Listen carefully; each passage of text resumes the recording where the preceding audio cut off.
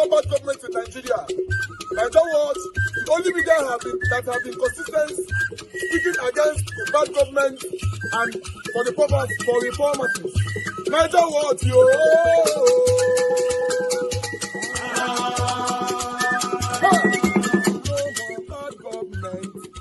No more bad government. Niger what? No more bad government. Niger what? No more bad government. The only media that have been speaking. No more bad government. The voice of the voiceless. No more bad government.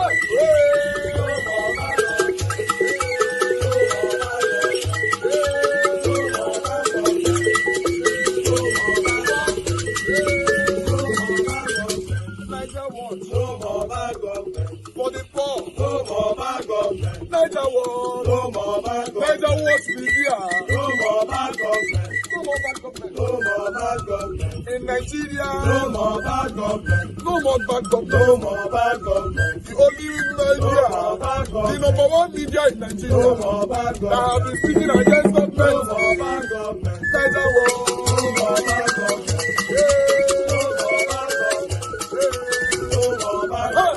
Niger what, yo? The voice of the voiceless.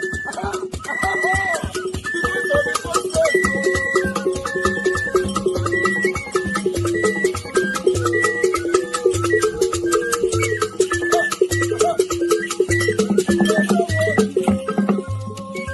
Voice for the voiceless. Voice for the voiceless. Niger what? Voice for the voiceless. Niger watch media. The only media that have been speaking against bad government. Being consistency since 1944. Voice for the voiceless. Voice for the voiceless. Umuwame. Voice for the voiceless. Umuwame. Voice for the voiceless. Voice for the voiceless. Voice for the voiceless.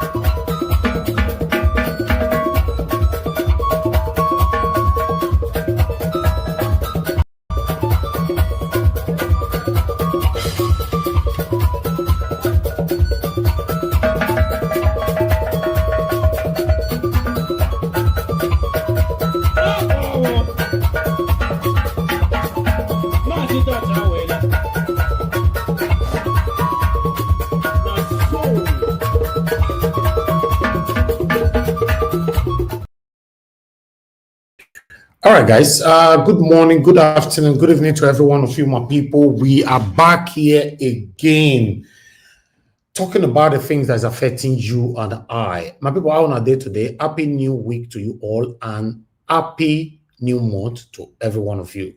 As you all know, today is Monday, 1st September 2025. We are here to continue from where we stopped yesterday. It's even getting worse.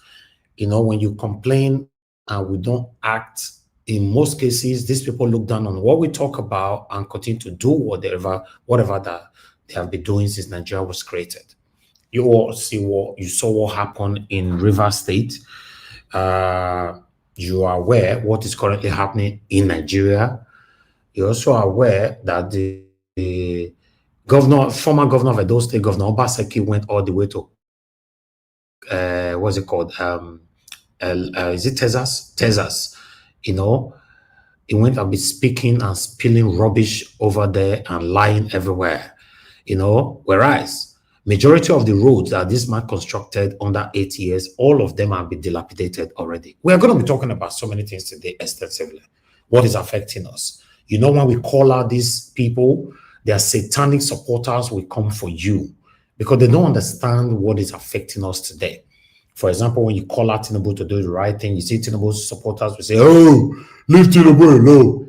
Then if you call out Okpebolo, satanic Okpebolo supporters will say, oh, leave Okpebolo alone, he's just there for 8 months. Then when you call out Governor Obaseki that ruled for 8 years and he failed woefully, then you see them, oh, Obaseki alone. Then the problem is us, not the leaders. because we are not joining our heads together to continue to call these people out, to continue to put them under pressure to do the right thing. But we're going to be talking about a lot of things today, my people, as I've presented them all. But I would like us to move on right now. I'm just going to take on this article here. Is there any need? Because I've projected the video already. I'll just leave the article out of it. I'll leave it out of it. For those of you that were already calling in, please, this is the best time for you to call in quickly so that we can start talking before I move on to my panelists. Mother of all Mommy Diaspora, good evening to you, Mommy. Thank you very much for all that you do. Happy New Month to you, my lovely mother, and I love you so much. Thanks for all that you do. Thank you, Abu Azi. Thank you for all that you do. Happy New Month to you as well. Thank you, everyone right there. Dixon, the Agba, I can see you. Madam Nena in the building. In fact, today just making 78 years old. Here from Madam Nena, reach 78 years. Today, Nigel Maka, banga, then she just appeared. Madam Nena, it's good to have you on the show. Good evening to you and happy new month to you. Adelaja Gumbi, my brother, appreciate you. Good evening to you. Happy new month to every one of you. Right there, Eva Line, thank you very much. Ajay Deborah, thank you very much. Thank you, Mike Akambari, my brother. Timmy Dibe, Patty Solomon, many of you right there. Arinze Shukuma is right there with us as well. Amaka in the building. Amaka, it's been a while. Good to hear from you. Leonard and Ozie right there with us. And many more. I'm not going to be able to mention your names. We have lots of comments already on the comment section, but I want us to go on, just start talking, because you can see that I took some time to present, or rather on my presentation. My people, now go bless you now. Press on that like button, help us to share. Press on the dollar sign. Nobody don't buy me coffee today. It's a new month. Normally, when I don't believe say suppose say in new month, I'm supposed to be celebrated every new month. I'm asking, I'm saying this. I'm supposed to be celebrated every new month. Normally. Do you see the rapidness of we losing the good people in Nigeria? Although I cannot, but you can lose me in terms of say I don't want to do the job again. Not me say you lose me, I can't say I go join the bad people. No. So always let's encourage our own. I say this all the time. We don't really have more of them anymore. Yes, the only thing that is literally uniting us all right now, in case you don't know, is Peter Obi. I'm telling you, in case you want to doubt me, God forbid, I repeat, God forbid, say Peter Obi just say, I know they run again.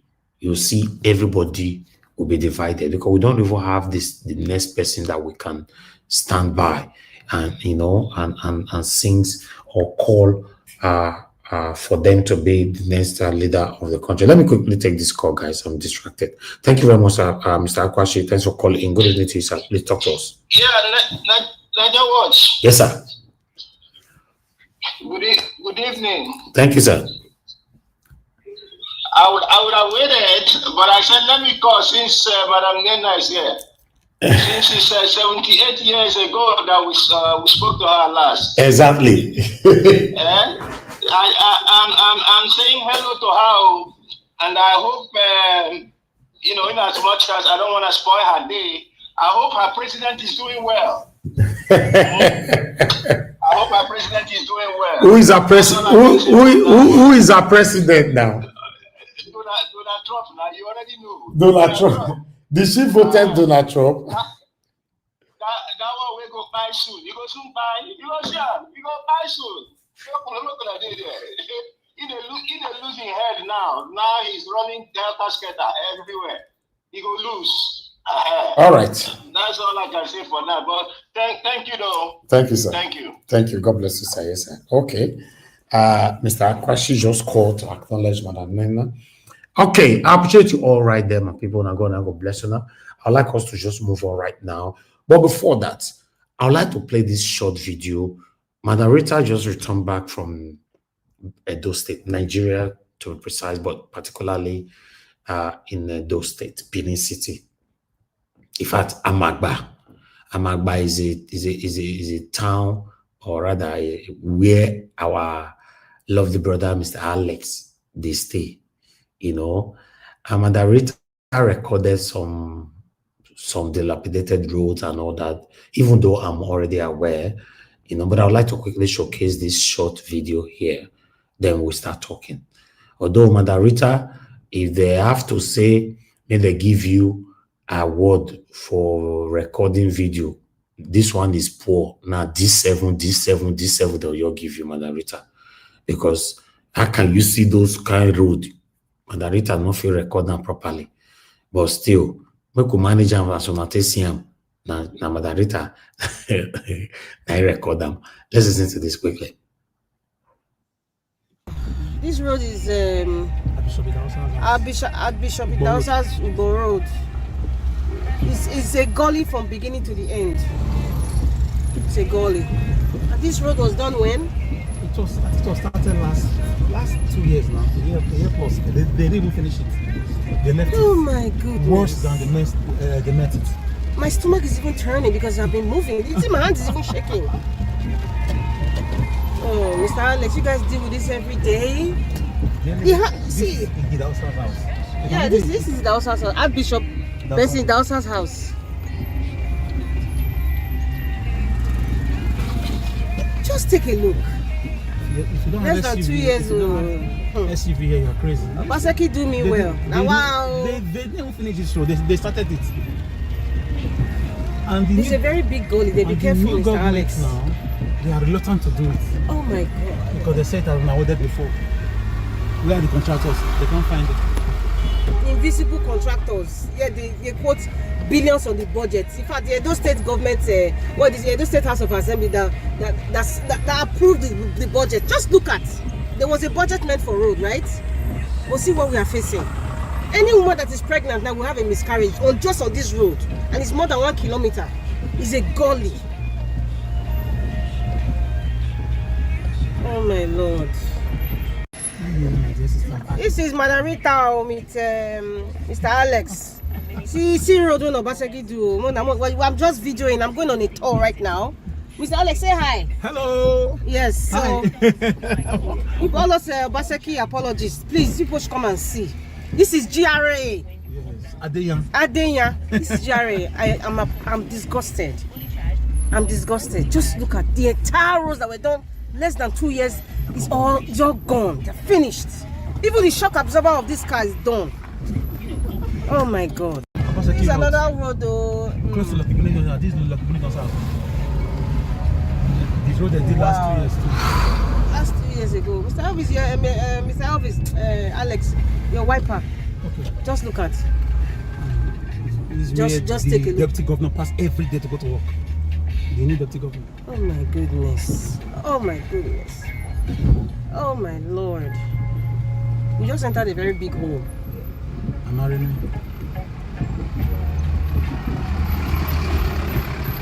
Less than 2 years and just look. This one good now. This one is fantastic. Sorry, my hand is shaking, because the roads are bad. This one is still around that area. This is 2 years ago road. Oh my goodness. This road was very fine those days. I can't believe this. I can't. If you don't have your shock absorber, your car will just be gone. Okay. We'll not be able to get shock absorber later. Mr. Elvis, this is GRA. All the roads that were done like 2 years ago, that people were shouting, "Hurrah, hurrah, hurrah!" They're all dilapidated, like they were worse than what they were before. Substandard road, Biscuit Road. Okay, I'm videoing again. We're still on that road. You can see the traffic. I wish it's raining. I wish I could come down to actually video this mess. Close to GT Fast Food. So is it close? Yeah, we're still on the same road. Wow. Honorable Dennis, that also takes you every day. The deputy governor, he takes you every day to and fro from his house to the office every day, every single day. Sometimes twice a day. You can see even this trailer is even trying to hold itself. This is what almost 2 kilometers of gully, and this was a road that they said, oh my God, in less than 2 years. They should be ashamed of themselves. I am even already having a headache. People like, why she not living in Edo State was not as bad like this before. Please, I grew up in Benin City. My hand is shaking because I'm in the car and it's a gully. The wickedness is just... It's disgusting. No, it's and then when we are talking, they say we hate. Is this a normal way to live? They're all the same. APC, PDP, they're all the same. They're friends. Is this normal? I pray God brings us the Moses that would help us. They are all the same. It's about borrowing money, stealing the money, borrowing money, stealing the money. Father Lord. That's another section. Now we're going to Amagba. Now we are entering Amagba Road. Lord have mercy. The cream. Yes, this is a famous water resources road that was done by Ubo Joshua done just 2 years ago. Take a look at. In fact, if I'd come down from the car, you do the justice. We're entering a very big gully right now. Mr. Alex is trying. Just take a look at. Just we're entering a big hole right now. This is collateral damage. Oh my Lord. So this is what Edos go through on a daily basis.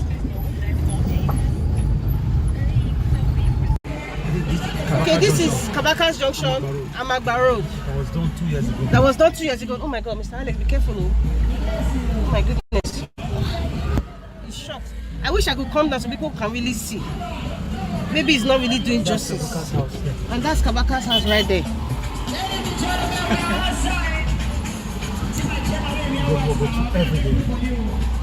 Every day people go to. This is Amagba Road that people were shouting. He has done, Governor Obaseki has worked. Look at. This is what we go through every single day. These are the beginning. Oh my God. You've not seen anything yet. Relax. Mr. Alex, you guys go through this every day? Oh my Lord. So when you talk, People I'm playing this video, they'll say, why is she criticizing? This is a straight road that Obaseki did. Just look at. The same Amagba, this is Amagba that you people think that is a paradise. Oh my Lord, let me see if I can even video properly. Because it's raining at this rate, I can't come down, so I'll manage. Sorry that it's shaking. Oh, my phone is the gully that is making everywhere shake. I'm so disappointed. I'm so disappointed. then by DVD Junction, Amagba Road also. This is by DVD Junction, Amagba Road. Yes. By Ubo Market, Amagba. By Ubo Market, Amagba. Coming here, it's crazy. You see that big hole there? It's crazy. It's all over. It's crazy. Alex, be careful, no, don't enter that hole. So traffic here during school hours can be 2 hours. Oh my 3 hours. Then the major one again is Ogume Junction. Ogume Junction. That one. Just When we are criticizing, they will say that we hate the government. Is this a normal way to live? Especially those who live in diaspora. We have to constantly criticize these people. Nobody's talking about the international cargo airport. The money is very... That international cargo airport, Mr. Alex, that's a pipe dream. They brought companies from Switzerland and forget that one are just for show, I beg. They into, I don't know, to do the landscaping. Monies went into it. What about the Gele Seaport? Now here they tell Gele Seaport. That's another pipe dream. That project has gone to ice water. So just forget it. We went to more than $100 million.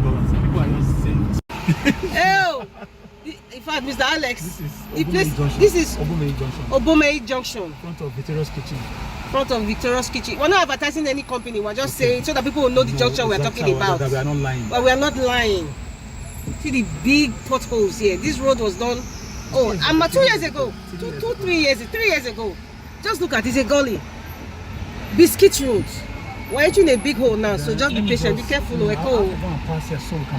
Yeah, but this is a big. You can't climb here. It's too. I'll find a way. It's deep. I'll find a way. Once I pass, I'll pass. It's crazy. If you don't have an SUV, oh my goodness. Is there any way you can go somewhere and turn? It will be very difficult. I have to manage it. Jesus is Lord. Let them go. You have to wait for them to go. Famous Amagba Road. For 1 hour, sometimes.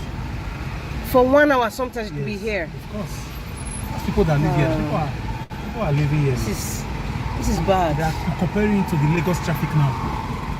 Comparing Amagba Road to Lagos traffic. How are you going to turn with this guy? I don't know. It's a very high. Be careful. It's very high. The gully. I'm so sorry, sir. People are crazy. This is another one. Oh, Jesus is Lord. Oh my God. I'm videoing. I'm actually videoing. This is Jerry. These roads that were done 2 years ago. Yes. Oh my Lord, have mercy. I think it was intentional. This is where Just look at. Meanwhile, roads that were done in the 80s by Ampotale and Bermuda in the 70s, some of them are still working. Lord have mercy. This is another bad, terrible that was done 2 years ago. What's the name of this place again? Uyi Ground. Okay, this water resources. it's close to water resources. Oh my goodness. This is terrible. This is terrible. My people, now so we see, man. This is just something else. Very, very unfortunate. Now only Nigeria, you see, say they will do road. 1 year later, the road will expire. It will start to despair. You know, and as we talk, they say this governor they tells us now. Some gullible Edo light there are raining praises, are giving him awards. Now, this current satanic governor that we have in Edo State, Okpebolo, refused to probe him, even when he promised. The same way satanic Obasaki promised to probe satanic Oshomole, he refused. He did not. Okpebolo have also withdrawn that is not going to probe him anymore. We're in trouble. Then you now see the satanic followers. We tackle you when you talk about them. Yes, Nigeria is backward. That's all I have to say. I appreciate every one of you, my people. I like us to start talking. Thank you very much, everyone right there. Just press on the like post to share. I would like to call on the first person on the panel today. I don't know if anybody want to call in before I move on to that. Because Madam Deborah, you were calling in earlier on, but I can't return the call now because it was quite a while ago. I don't know if you're available, but if you are there, call in now. If not, probably later or tomorrow. Now, no say, somebody actually accused me the other day, you know, the pick call, you guys say it's not too easy. Manage panel, manage call, manage this. So when I say people should call, just quickly call in. If not, later on, I'll just leave the phone to be ringing. Not be my fault. It's not easy to do this job. You know, but Madam Rita, it's good to have you on the show. Good evening to you, man. Please talk to us. You have 15 minutes. Thank you. Good evening, Mr. Elvis. Thank you very much. My lovely mommy diaspora. I'm still the only baby girl that loves you more than anybody here. And I'm greeting everybody in the comment section. And I'm greeting everybody, my panelists, my fellow panelists. I know the words are so tiny, I can't read them, but good evening to everybody. Yeah, Mr. Lewis, I think I see you there. Mr. Jonathan as well. I see you there too. Mr. Elvis, thank you so much for playing that video. I'm sure if I were to go to jail for mentioning the name of Jesus several times, I will be in jail because I actually felt sick after. In fact, I just had to tell Mr. Alex, please, can we just stop? You know, I was tired. I was done. I was just, because my whole body was aching me. I was just sick. And it's not like we don't experience bad roads or potholes. In fact, as I grew up, anything that has to do with bad road is pothole. You see one pothole here and there, and then they fix it. Now we're just seeing gullies, deep gullies, not even potholes, gullies. Cars have been abandoned along the way. And you know what? I went to 3 states, and it's no different. The reason why I'm particular about Edo State, because I am from Edo State, right? Abuja is still the same. If you go to some certain estates like Gwarimpa estates, if you go to certain estates like Kasana, it is the same. It is the same. I feel so sad. Actually, that day I was depressed. Mr. Alex, you know, I don't know if he's listening. He wanted to like cheer me up. You know, we actually went to have lunch and we were talking, but I was depressed after that, after the fact. I was like, oh my goodness. So people go through this every other day. I was in Nigeria last year. So it's not like, is this girl coming from Nigeria after 20 years or something like that? No. Last year was different. It wasn't as bad as this. This was really bad. And nobody should call and tell me it's raining season. Because as at the time I was in Edo State, the rain had paused. So what we usually get most of the time is drizzles. If you have any heavy rain, it was just maybe once in a day. it rains all day, and the other days it's sunny. So please, nobody should give me those ideas of what Governor Basaki was saying, about New York, being sinking. New York is built on top of water. In fact, New York is sinking. You cannot compare Edo State and New York. I don't even want to digress that part because I'll start getting upset again. It's so sad that people experience this every other day, and these same governors, I'm just going to pinpoint on governors now. These same governors, they live in diaspora. They travel to diaspora. They know how the system works. In fact, some of them schooled in the diaspora. At least for the love of your people, if you don't love yourself, because a person who doesn't love his people where he comes from doesn't love himself. That's my own analysis. It's a personal thing. Just for the people, let me just do this so they can at least enjoy this good road. At least they can enjoy it. I tell you guys something. When I'm criticizing, people just say, "Oh, she hates Obaseki." When I'm criticizing Okpebolo, they will say I hate him. I really don't give a rat's behind what you guys think, because some of you, your brain is just obtuse. Your sense of reasoning is obtuse. I'm trying to be nice with my words here, because it's so painful that most of you who live in diaspora still support these charlatans using taxpayers' money. They do rubbish and they go and they come to diaspora. You guys give them hats with a feather down their head, like they're some bloody heroes. I'm so disappointed. It's so sickening.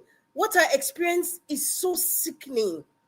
It's sick. In fact, there's no words to except if you are there physically, and then you see the degradation of how Edo State has become. I kid you not. I'm not just speaking grammar. Things are spoiled. The place looks like a shithole. That's what it looks like. I'm sorry, Mr. Elvis, with my words, the S word, but that's just the only way I can describe it. It's a word that's been used by the man in the White House, and everybody understands what that means. That's exactly how Edo State looks like. Even now, as we speak, forget about this new government, all this propaganda. It's all BS. It's all BS. They don't care. Nobody cares. Nobody, I'm repeating it, nobody cares. Everybody's there to make their money and they go. Nobody goes to jail. Nobody goes to jail.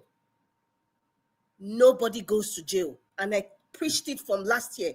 All this talk of government, I said he ain't going to no goddamn jail. This same person will come and go. The next will come and go. It's the same cycle. Oshomole was there. Did he go to jail? Obaseki came. Did he go to jail? This one will come and go. He won't go to jail. So the question is, I really thought deeply about it. It's really not the people on the seat. It's followership. Followership is our problem. Followership, because followers are the sunshine that is making them to shine. They are just a regular moon. The followers are the sunshine that's making these people have the audacity, I repeat, the audacity, the nerve to do what they like and leave. As they say in Benin, a boy day, nothing's going to happen. And really, nothing is going to happen. Followership. I remember, I think when I was in Nigeria, I think it was on the show, and I came on the show because it was somebody that made a comment. I think Mr. Elvis was talking about what's going on with the government and Governor Baseki, and somebody came and like, "Oh, you're just talking about hate." It was like an insult. So it's like, are people okay? I think there's a lot of insanity going on. Many people are not normal because we cannot decipher between what is right and what is wrong, what should be done and what should not be done. People just don't know it anymore. They're just moving like a sheep following their shepherd. I can talk about Edo State all day. In fact, a whole day would not be really enough. But thank you for playing that video. My hands were shaking. Mr. Elvis, I know that was bad recording. Yeah. Because I know how to record very well, but because I was in a car and it was raining, and of course the gully wasn't allowing me my hands steady. So, just manage it as you see. That is, you have an idea of what I was experiencing. I actually felt nauseous after that car stopped. I'm not joking. That's how I actually felt. Later thinking about it, it's like they just went into sort of depression. Like, is this what people face every day? People going to school, young children, they're starting school now, and this is what they're facing every day. That road is like traffic during school hours. So I heard Mr. Alex said sometimes he spent 2 hours on that Amagba road. Why? Because it's bad. It's not like people are selling on the road. The road is bad. And then you now have the person the people who signed the budget, and the person who sat on top of it on his desk in Osadebe Avenue, ran away, escaped like a coward from Edo State, and comes to diaspora to get what? To get celebrated, to get recognized. What kind of cheap popularity is that? What kind of cheap acceptance is that? Those of you, listen to me very well. Those of you in diaspora, North America, Canada and US, and you people are giving Obaseki accolades. You people are inviting him to one function or the other, shaking him my governor, trying to be fan out like he's some sort of celebrity. I'm not saying with all due respect, Mr. Elvis, I know you have rules here. You are all fools. I'm a Bini woman. If as a Bini person, you cannot speak to the person who was ruling your state for 8 years, you come and celebrate him, you are a big fool. Because this person destroyed your state, ran away. I've never seen a governor since I grew up with APC, PDP in Nigeria. It's from 1999. When governors go and come, no matter how different, their party ideas are, when it comes to handing over, you see the governor handing over. Governor Baseki he started it, because every bad record is the one starting it in Edo State. He ran away. I've never seen where a governor doesn't hand over, and they will tell you it's not constitutional. Like, seriously. But all of you are all fools. I said it. Mr. Elvis, I will apologize for your channel for saying the word fools, but you are all fools. You're not even real children of the land. Because if you are real children of the land and you love your land and you see how it looks like, you shouldn't be smiling at Governor Baseki. You shouldn't even be smiling like Adam Shoshomole. You shouldn't. Because the children you have in diaspora are the same kind of children you have in Nigeria. The only difference is that your children have more opportunity than the children in Nigeria. That's the difference. You're not better than them. You're not. And then you come and you start clapping and forming ignorant. You don't know what's going on. You don't know. Or you don't care, or you're just being stupid. Mr. Elvis, I'm going to pause here on this Edo State. If I start talking today, it's not going to end. Let's go to the politics of today. I'm just going to talk about Rufai. I'm sure my 15 minutes is almost over. But Nasir El-Rufai is the last person anybody should listen to. Is the last individual anybody should listen to. He looks like a wounded lion. His countenance, the way he behaves, look at his mannerisms, the way his face looks like, is a man who is wounded, a man who feels that he's cheated. So he's fighting for his self-aggrandizement, not for Nigeria. All these things he's talking about, that the man from Bodilon is not doing, or he suddenly recognized, he suddenly got the epiphany that the person from Bodilon who is in Aso Rock right now is evil. You didn't see it when you were talking in Chatham House. You didn't see it when you were dancing. What's that guy's song? And you were eating dinner and cooking your plates and your forks and everything. You didn't see the evil there. You didn't see that you were dining with the devil then. You didn't see it. The midget from Kaduna. What did you do in Kaduna? All the Christians that were slayed in Kaduna. What did you do? What did you say? All your statements are still live. Thank God for social media. All your statements and comments are still live on social media. Thank God for the internet. Thank God for the internet. People shouldn't take this man seriously. Rufai is disturbing us. I look at these people like that. They just came to just disturb us. All these same people, you have nothing to offer. They have nothing to offer. His fellow Fulani brother is saying people come and go. He should have had the liver to call Atiku's name. He said those who are perpetual, people who are perpetually going for positions every other time. He should call his fellow Fulani brother. When he was saying Muslim ticket was okay, he didn't see the evil in the collision. He didn't see it. Mr. Midget from Kaduna, Mr. Elvis, I will stop here because I think the more I'm talking now, frustrations from Nigeria, I'll be saying things that will be against the rule of this channel. Let me just pause. If my 15 minutes is not over, it's okay. Thank you.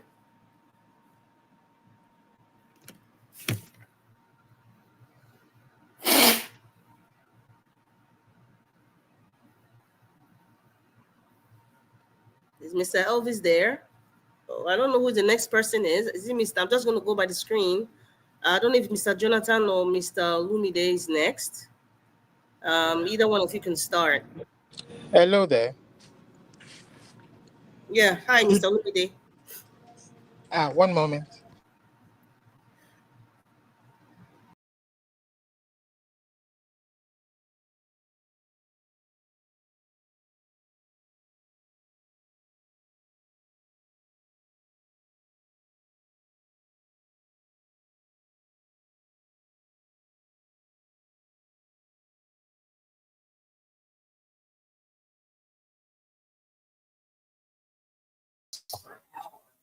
Hello.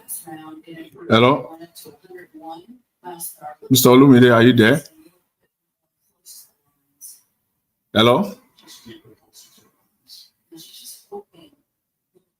Mr. Lewis, are you there? Hello.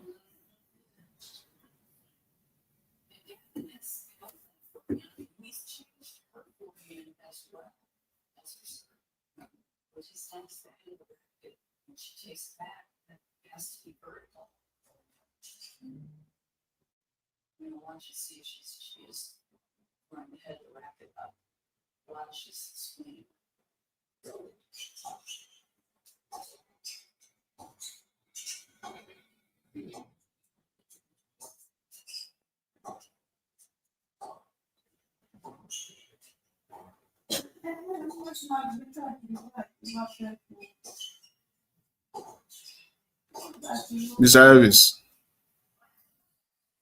Mr. Elvis, are you there? Mr. Elvis, are you there?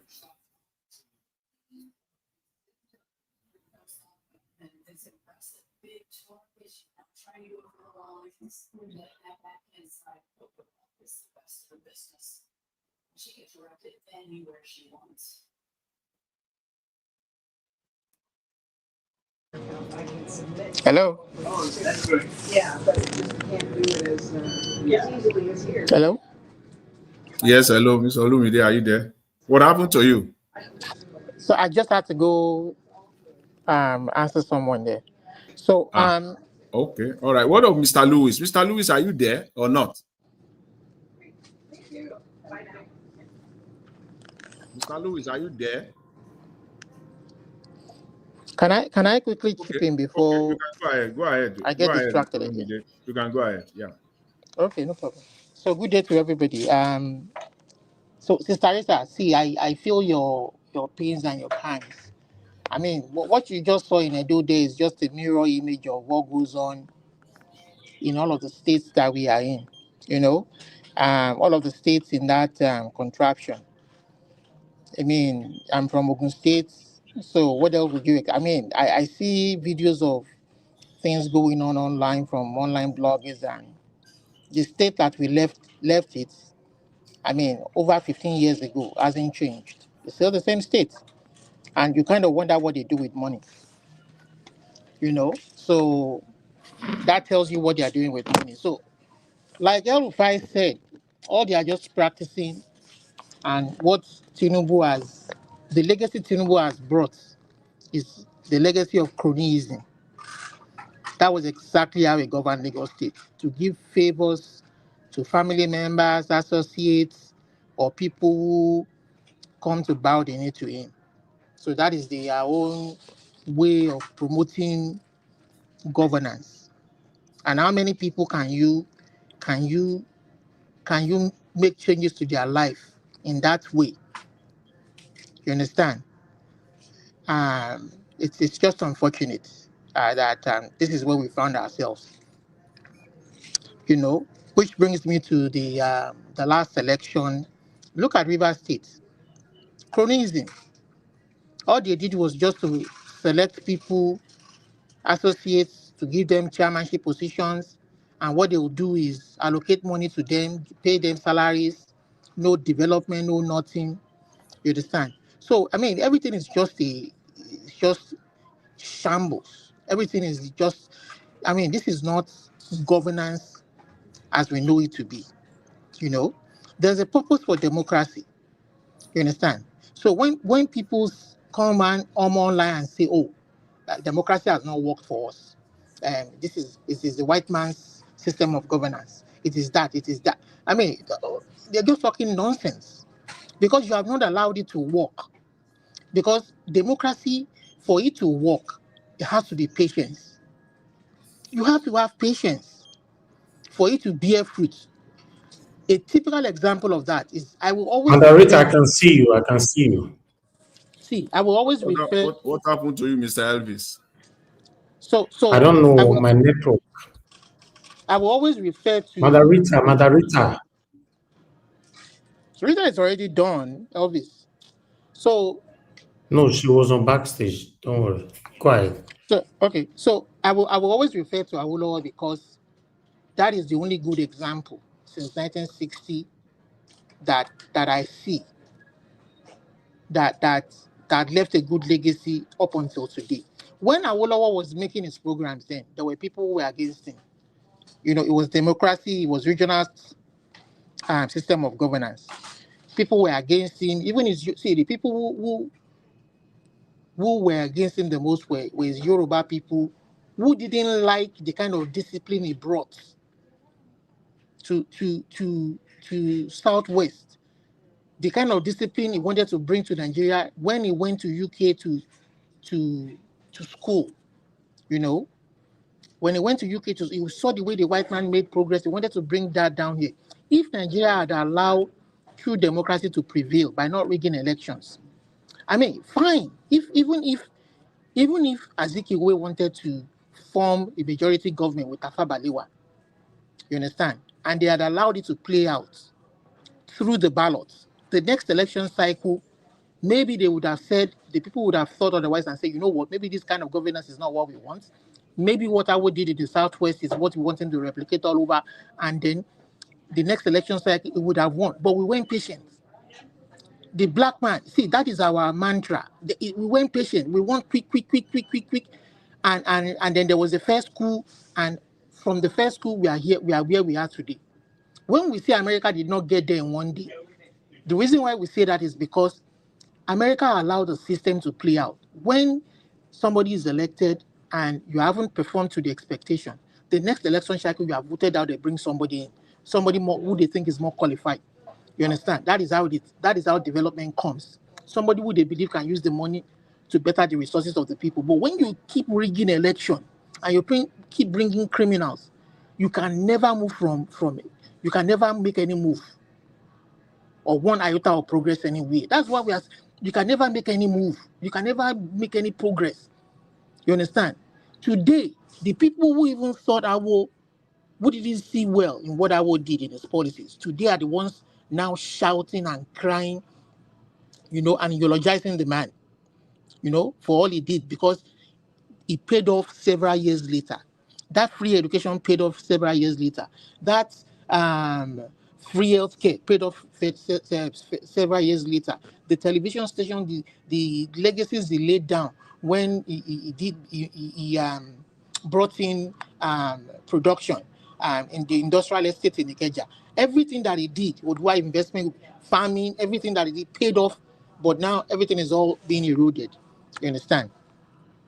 Eroded by people who cannot see far beyond their noses. You understand? They think that when we say the quality of life, improving the quality of life, they think that it is the quantity of life that matters most to them. You understand? Amassing money, amassing wealth is what is. And then when we say quality of life, for those of us living in other climes, the UK, US, Canada, Europe, where you will see somebody who is not rich, but is living a good quality life. Is able to afford healthcare. Is able to drive the kind of car he wants. Is able to live in a good livable environment. You know, the crime rate is low. So you understand? So all of these make up the quality of life that we are talking about. A system that works for everybody, whether you're rich, you're poor, you're middle class. You understand? That is what we're talking about when we say quality of life. But when you rig elections, when you don't allow things to play out, when you want to amass the resources of the people and begin to share it as you like, I mean, it's unfortunate. So somebody like El Rufai is nothing but a hypocrite. He's a bigot, he's a hypocrite, he's a murderer. He needs to pay for his crimes, for all the atrocities he committed in Kaduna. You understand? He foisted Tinubu on everybody. When he foisted the Muslim ticket, we know what he did. And now because Tinubu didn't give him appointment, but because he's not favoring him, what did he do in Kaduna State? What legacy did he leave in Kaduna State? Is it not the same Kaduna State where they borrowed money, $500 million from World Bank, and they used the whole $500 million in form of consultancy? If they use $500 million to do consultancy, what else do you want to spend on projects? So if you just keep quiet and stop, I mean, if you keep quiet, we don't freaking care what he achieved under Obasanjo or anybody. We don't need his likes. We need a new generation to rise, a new generation that will do the right thing by the people. You understand, that will use the people's resources for what they should be used for and not steal them and amass them for themselves. You understand? So I mean, I will rest my case here for a bit.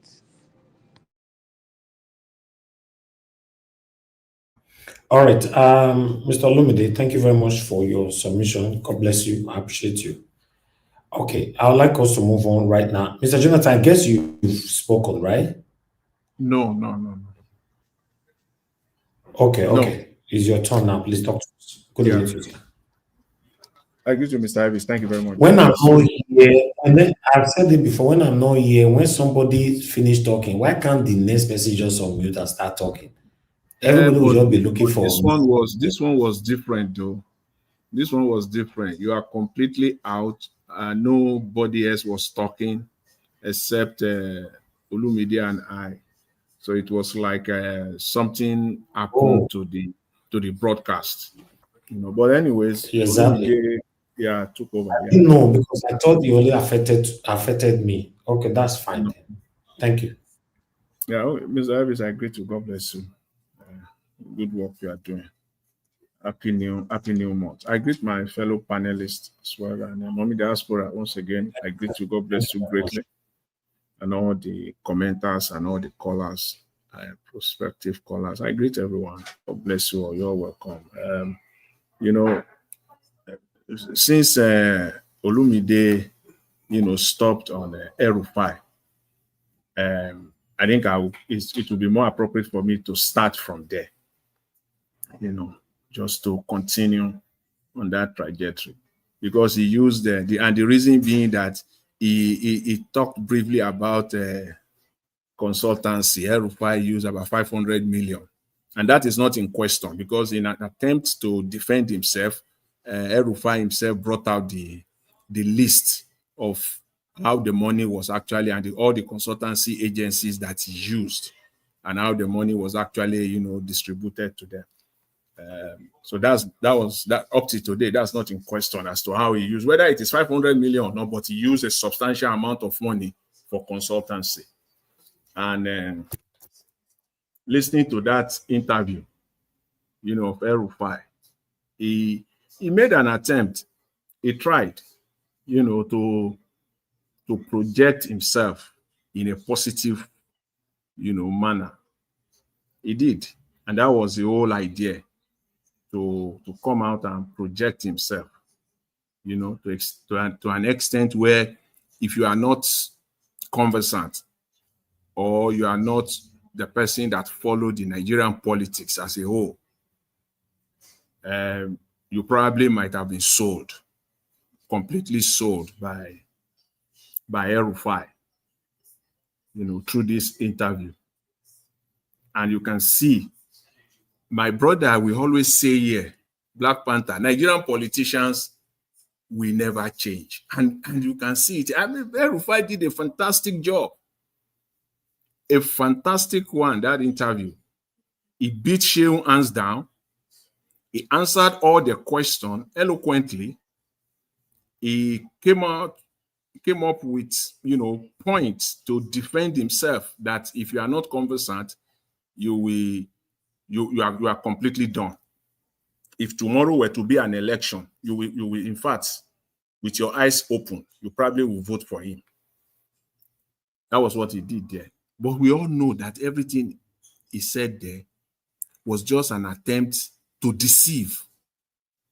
It's an attempt. As much as I said, I mean, I was listening to him and I said, wow, good job. Good job. But you can see the loopholes all over the space. You can see it. He was hitting the right button. However, you can see all the loopholes. But because of time, I will just stay on one. Later on in the coming days or months, we can talk about others. But today, I will stay on that consultancy. And why I said Nigerian politicians will never change. We're still talking that you spent 8 years as governor of Kaduna State. And you spend a gigantic amount of money on consultancy services. And you still have the guts, which is still under probe, under serious contention. That amount is still under serious contention in Kaduna State as we speak. And you still have the gut and the audacity that as Minister of Electricity, yes, I prefer to use electricity. Let's forget about this power thing. Put that one aside. That's just grammar. Most Nigerians, it's just electricity. You want to be the Minister of Electricity in Nigeria, and you still have the guts to say you have outsourced the work to a consultancy firm, McKinsey. If anybody know McKinsey, you should be shaking to your bones right now. That company, to take up that job, I can say it conservatively, will not cost Nigeria less than $5 billion. Take it to the bank, and that is conservative. $5 billion. McKinsey to do that job for Nigeria. Consultancy. So that's your proposal, Mr. El-Rufai. At the minimum, is a failure ab initio. Your deception. You still have the gut to say you have outsourced it and you have given it. Perhaps, just perhaps, that's why the Tinubu administration is not picking it up.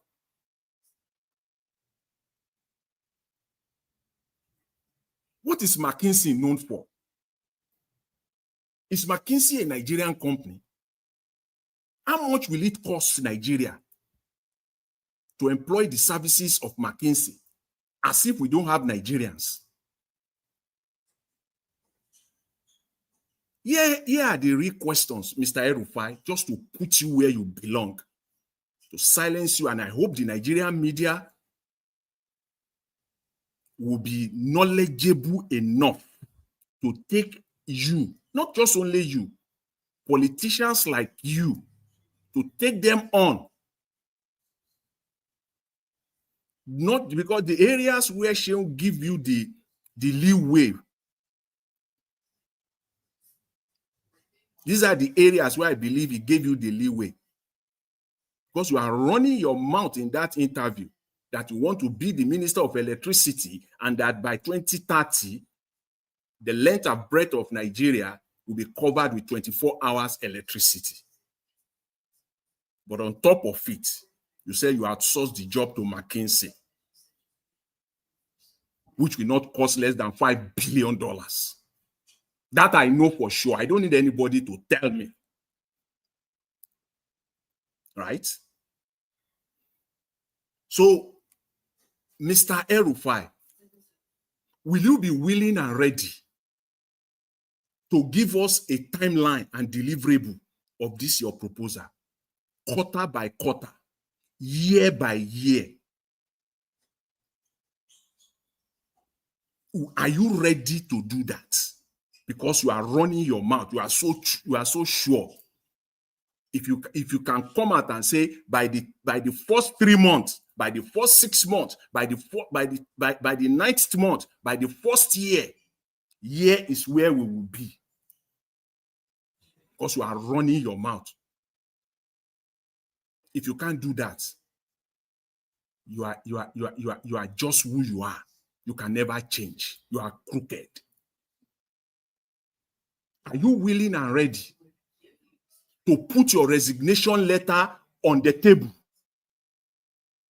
ready to be dated, signed already, just to be dated, that if by the second quarter, the first year, 2 years in a row, you did not achieve those deliverables, you are out of office. It is just to be dated by anybody, whether by the secretary to the federal government, whether by the president, whether by the vice president. It's just to be dated. You sign it already. Are you willing and ready to do that? Until when you are ready to do that, we can take you seriously on this very one. Other than that, please, as my sister will say here, enter house and stop deceiving Nigerians. You stop deceiving Nigerians. Because ab initio, just at the beginning of it, you say you already outsourced it to a firm. Are you kidding me? McKinsey, that will not cost Nigeria less than $5 billion. How much do we need to get electricity in Nigeria that one company will have taken $5 billion out of Nigeria? The scarce foreign exchange. One company will just take that and just walk away. For what? Chunk of that money will enter your pocket and enter the pocket of some public servant and some politicians in Nigeria. McKinsey will run away with about $3 billion. Are you kidding me now? Please. Because of that, and that alone, as smart as you came out for that interview, you rubbish everything. You rubbish it all. And I believe somehow, just somehow, you will get to know this. You will get to hear this. McKinsey, my foot. That's how you finish Nigeria. That's what all of you continue to do, outsourcing. As if we don't have Nigerians. As if we don't have. That's why you will see road construction in Nigeria. Go to any road construction in Nigeria. It is foreign companies. It is Chinese and other people that you will see there, working there. We have Nigerian engineering company, engineering firms. Can there be a policy that it will only be to a Nigerian company and Nigerian company alone? Nigerians and Nigerians alone will get the job done. And then before you say Jack, they will say unemployment. There are no jobs. Clueless people pretending over us. Before you say, they will say there are no jobs. Roads dilapidated all across the country. And after much talk, you will say you award a contract. You will end up awarding the contract to a Chinese firm or to an Arab firm. And they will end up only employing Nigerians as laborers. If at all, you will see Nigerians as laborers. All the equipment will be shipped in.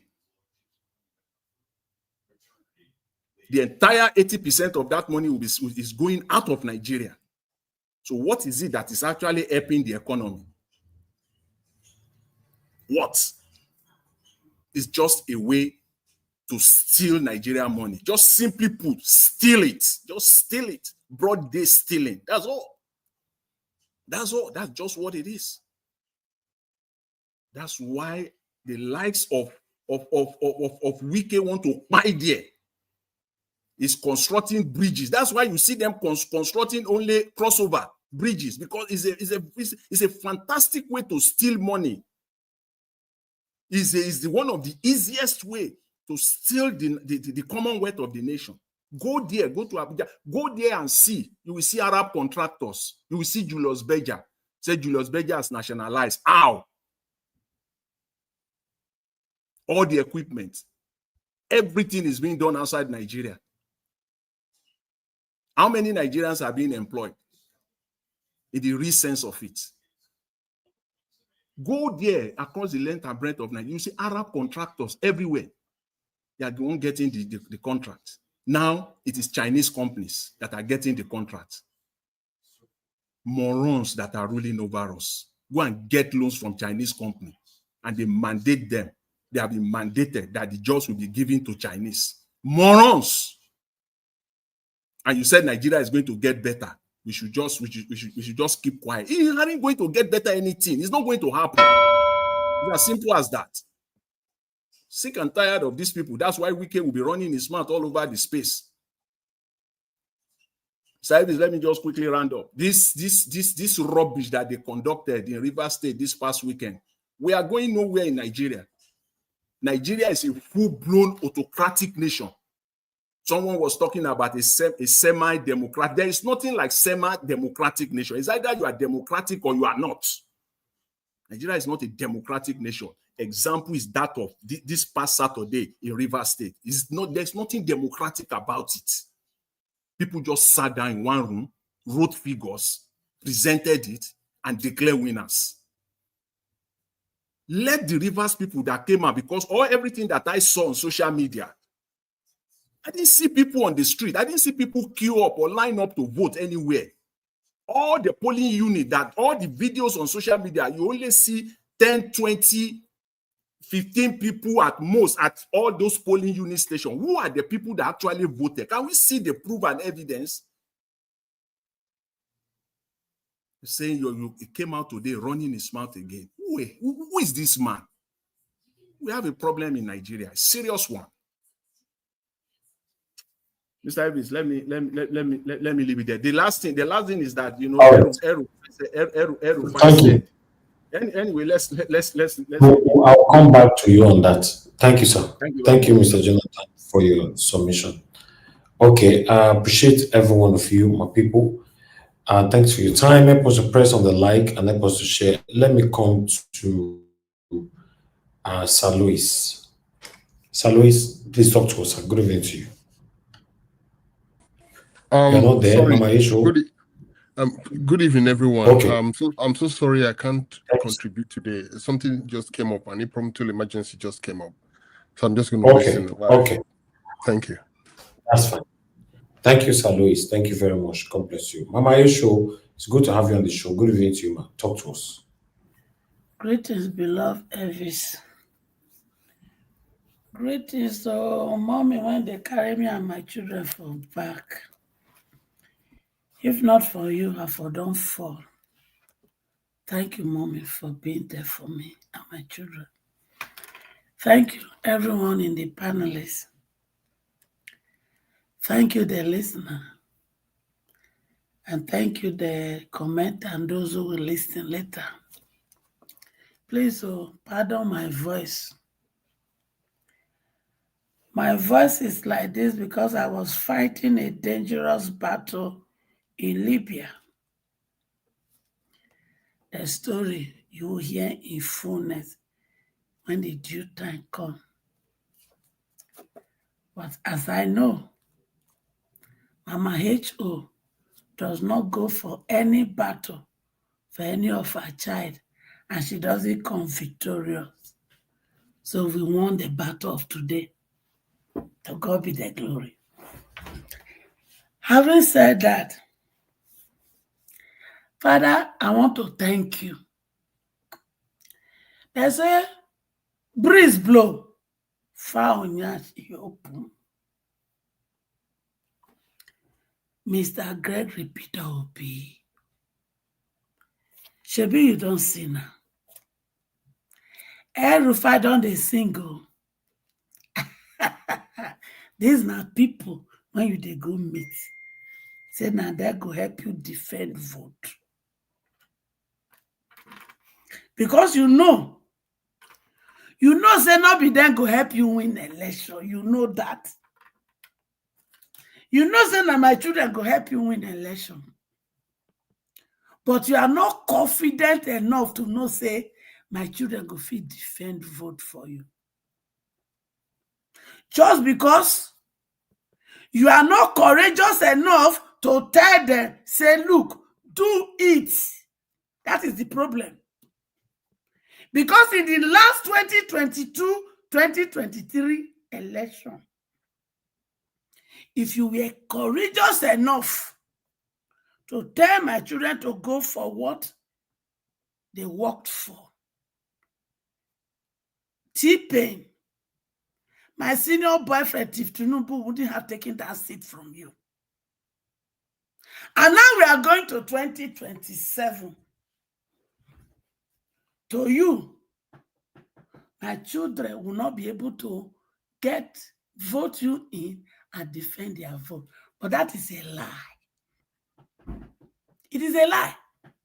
It is you, Mr. Peter Gregory Obi, that is not courageous enough to stand with my children to keep that they have worked for. Now you are going to meet the same people you call criminality. And now they are showing themselves. Papa God, I thank you. Because you dey answer prayer always. It's exposing them to you now. That is enough to tell you, say, it is time you make a U-turn. Because there is no road there. There's no road there. No road. Because even though they give you the ticket and they let you enter, there go be cabal for your neck. And you not get choice.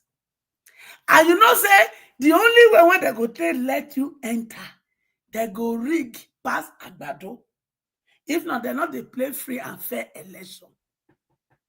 So if you want to get free and fair, true vote, stand with the oppressed population. Leave them alone. You don't need them. If you can beat your chest like the Peter the Rock, as they name you, you know, say Peter the Rock in the Bible, he fear no one. If you can stand with my children, and you will not tell them that you are going to go to court, I can guarantee you with my life that my children will vote you in and they will defend their vote. So the earlier you make a U-turn, the better. El-Rufai.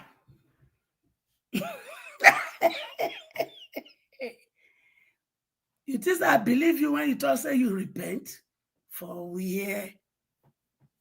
You wear your heart, even dark.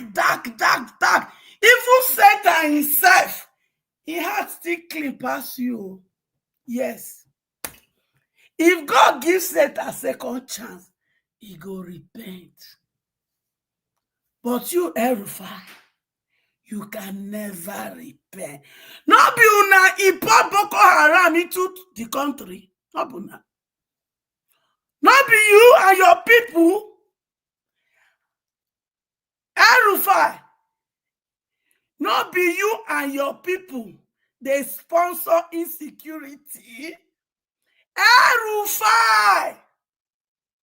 This is not allegedly. You dey hear me? Una matter and not they do allegedly when I know say na the bitter truth. El-Rufai. What did you do to the Christian in Kaduna? El-Rufai. When you want to boju, you can't carry your grandson, I been at your son, to government primary school. El-Rufai, why did you not leave that pikin for there? Make it go to government primary school. El-Rufai, your sin will buy you. El-Rufai, by the time Mama Eshon is done with all of you, una go pay for every evil una do to my children for Kaduna. El-Rufai, you and your people, you wicked evil people, all of you in the north. I know it's close south, but I won't face the north today. All of you in the north, you wicked evil people in the north that lie to my children that education is haram. But when our children, they go obodo yibo, they go get education. When they come, when I go put them for choice places, when I don't line them up, so that when una retire, when I go begin to plant them in to come take over, to come begin to rule my children. Erufai. All of una, I won't let her know to now. Come 2027, from councillor to presidency, they belong to my children. The reign of you people and your children is over as far as Nigeria politics is concerned. It is time for this child of nobody to become somebody in that country called Nigeria. But nevertheless, everything when una thief, everything when una loot, we go collect her from Abu Salam time till date. Now they hear me? Plus una children, no, plus una wife, plus una concubine, plus una olosho girlfriend. All of them that tasted of it, you will vomit it. I promise you now. When I use my children, when I eat their future, when I eat my grandchildren's future, when I eat my great-great-grandchildren's future, when I go carry loan, put for that gadagba, waiting for who to pay. We go collect everything. The one way we go write off, we go write off. Because not be my children, I borrow. When I borrow, now I go pay with una. Red or yeah. Yes. Una go pay, una go pay. And majority of una na life imprisonment.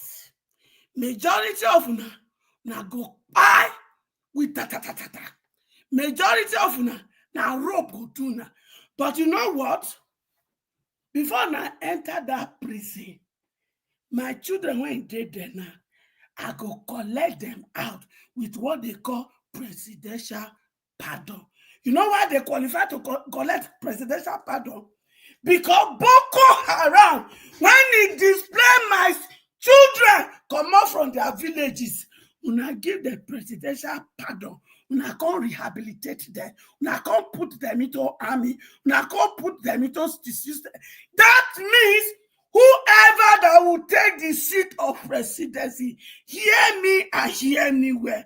You are owing me a debt, and that debt is to make sure all my children in Nigeria prison system, they go get presidential pardon with total rehabilitation, with total empowerment. Where will the money come from? The money you people are voting for, is it security vote for all the 36 states of the federal government? Now go release that from our NGO account, and we will use that rehabilitate these children, including my children on the streets. Now they hear me. So any person when they down Kelebe to enter that presidential seat, and all of them when go enter House of Rep, they gonna hear me well, because now job with that.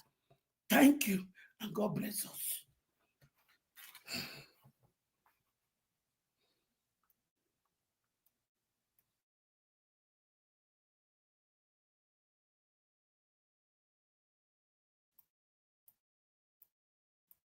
And that was, the hello. Okay, I think the next person is Mr. Oduwa. Mr. Oduwa, can you you have 8 minutes?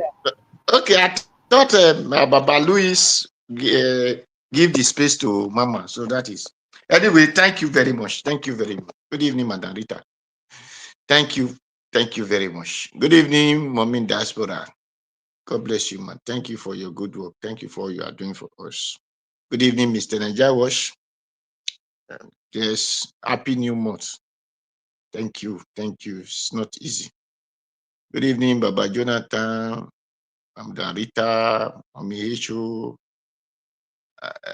Anyway, Baba Louis, and if I could not see your name, well, no problem. You understand? Go understand. Good evening, commenters, listeners, and viewers.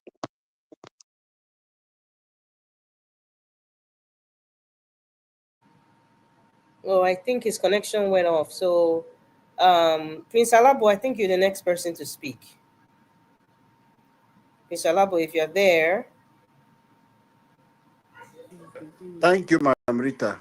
Yes, you have 8 Mr. minutes, Alabo, sir. can you hear me? Yes, I can hear you, sir. Okay, please go ahead. Thank you, Madam Rita. Thank you for coming in on that. Naija Watch, I don't tell you, may you can't collect network. Oh. I don't know what thing that happened for you today. I don't know how they talk. I don't understand. But If na that's Nigeria fine. be this now, I think we go send a Tinubu on. Yeah, you pay for place. Throw away that one, can't collect this one. We are no one Black Panther to come embarrass us for UK.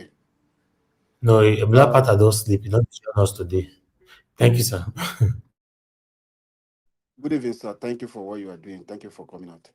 Thank you, Madam Vita. Thank you, everyone on the panelists, our mommy diaspora, Nigerians, those on the comment section.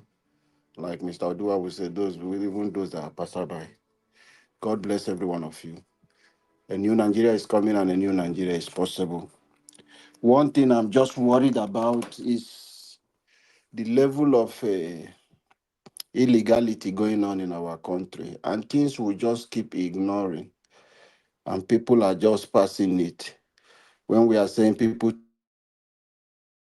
their voices and speak against what is wrong, and not just looking at it because it no concern you. Today it's happening in Rivers State, my home state. Tomorrow, it might be your home state. You can see, and illegality upon illegality. The Constitution of Nigeria has been suspended on Rivers State. Things, the undemocratic things that is happening in our state today. You see that video you play earlier, Mr. Heavis. That was my own local government. And the painful thing is that now Christian song, then they play, they use the rig, they thumbprint those videos. Then they play Christian song with Jesus' name. And all of them will see they are not Christian. They will go to church on Sunday, go give thanksgiving. Then they thumbprint. That is the high level of how we have make corruption normal. We have normalized corruption in Nigeria. If you see those people, ask them questions who are doing those things. They don't see it as if it's a sin, it's a corruption. They see it as a culture, as a way of life. Now so would they do our own. Now. And it's dangerous to our society when we have gotten to this level. One man traveled all the way from Abuja, came back to his room and decide the 23 local government who will be the local government chairman. That same man today is telling Nigerians that he's scared that the APC 120 local government they are taking over Rivers State. You can see calling people that we are fools, calling Nigerians and Rivers State people that we are fools, that if people don't know, he's the only person that have sense in the country. You are the one that handpicked, selected the whole 23 local government in your house. There was no political party competing with you. You decide to share it, you say APC 20, PDP 3. You did it the way you want to do yourselves. And those are the only people that came out and contest for the election. The same you telling Nigerians that you are scared that APC now is taking over Rivers State. Imagine the impunity. You took the governor to court that he did not make a notice within 90 days. And therefore, your Supreme Court annulled the election and said no, the election did not follow due process. These both elections have taken billions of nairas of taxpayers' money in Rivers State. This election, you see them conducting and making it within a year. We have spent billions that can fix our healthcare system. Billions that would have built us healthcare, better hospital, world standard hospital from scratch for conducting this useless election they are calling. Because of one man's selfish interest, structure. He was not born with it. A son of nobody who said his father is a general of many these things. Well, general overseer. That person came out in Rivers State. I have reminded him Odili was there. If anybody should have told Odili in 1999 to 2007 when he was governor that a day will come like this, that somebody will come and make him nobody, Odili will not. He will lock that person in jail. If somebody could have told the Amechi, then if anybody had told him that a day will come that person like him, like this, will push him to be nobody in Rivers State, push him to the wall that he cannot do anything again. From 2007, that he was 2008, he took over as a governor, and to 2015 that he left office. He will not. He will not, because when they are there today, Wike left office in 2023, still actively a governor running the state with President Tinubu. They have suspended the constitution of Nigeria in Rivers State, and everybody, the waka pass. It's happening today because the evil we fail to condemn today, it may consume every one of us tomorrow. The pattern of President Tinubu under his watch, what is happening in Rivers State. Sole administrator, illegal, unconstitutional, people that are not backed by constitution are the people running, conducting election in Rivers State. My brother, I wept for my state. I wept for the resources that is going out of my state because of the selfish desire, because of greed of individual. Today, I'm begging Nigerians, don't ignore because it's Rivers State. If you don't put your voice, you don't condemn this evil.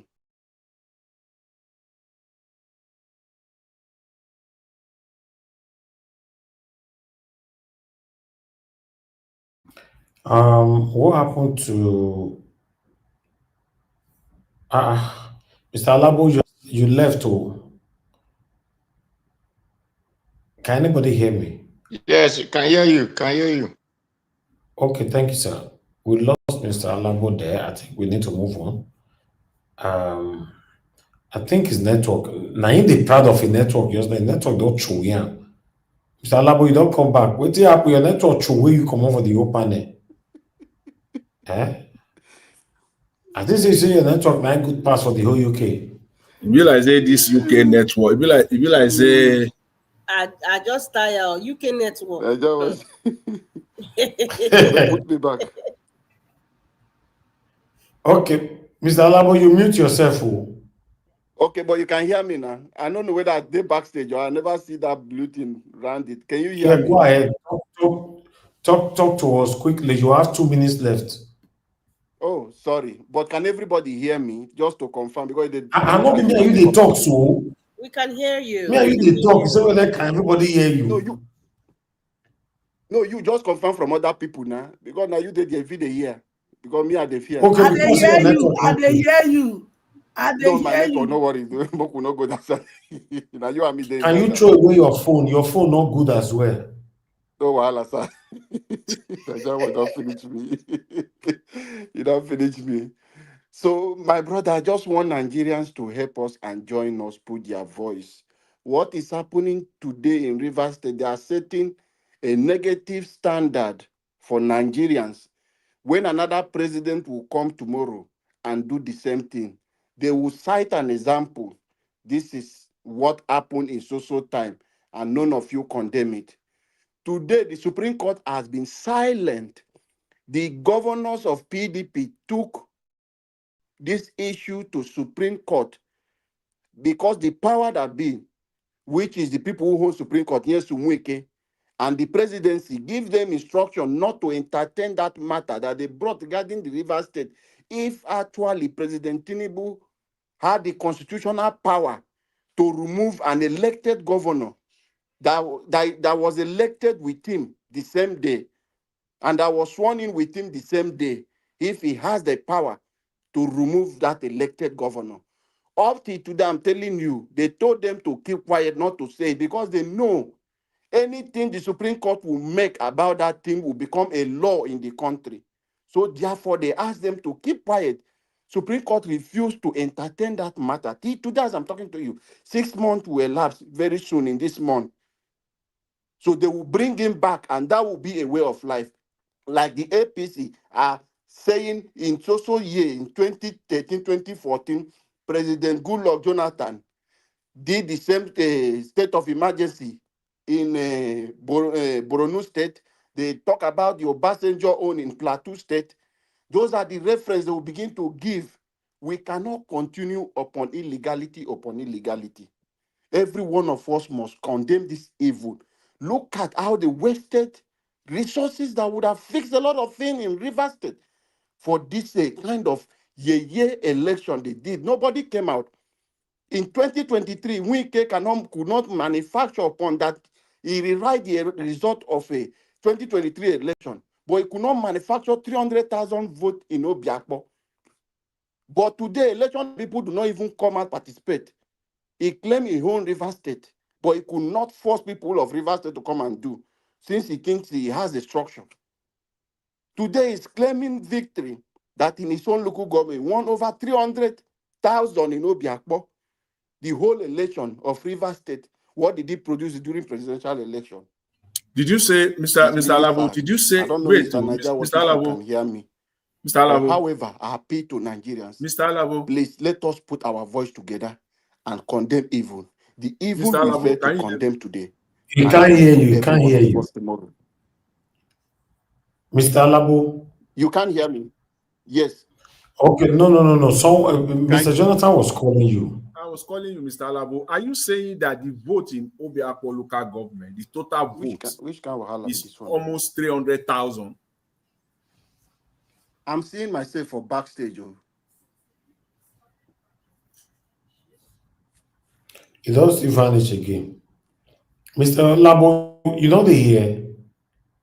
Okay, his network is failing. Okay, let's move on. Minutes is already over anyway. He will answer that on the final submission. But let's hear from Mr. Labo. Your minute is not finished already. Quickly answer the question Mr. Jonathan was asking. Unmute yourself, sir. Okay, I beg help me with the question because I was outside. I was saying that in your submission, you said the total vote in Obiakpo local government alone is almost 300,000. Yes. This Saturday. That is when we got victory now, and he's claiming. No. Are you saying the total vote combined in Rivers State or Obiakpo local government? Only Obiakpo, that is what we are. That is the point, my point I'm making. Only Obiakpo local government. Only Obiakpo local government. I want oh my God, Nigeria is done, man. Check on my INEC website, 2023 election and 2015. How many votes? I know the total. I have a sense of Obiakpo in 2023. How can we manufacture 300,000 in Obiakpo? Just one local government. Oh my God. Nobody came out of in the entire Nigeria in 2023. Entire Nigeria in 2023, no one single local government produced 300,000. Not in Kano State. It's not even possible. It's not possible. Oh my God. I'm done, man. Anyway, thank you, Mr. Alabo. Let me hear from the next person. Abdul Malik, it's good to have you on the show. Please talk to us, sir. Good evening to you. Yeah, good evening, Mr. Nigeria Watch. Good evening, everyone in the panel. Good evening, Nigerian.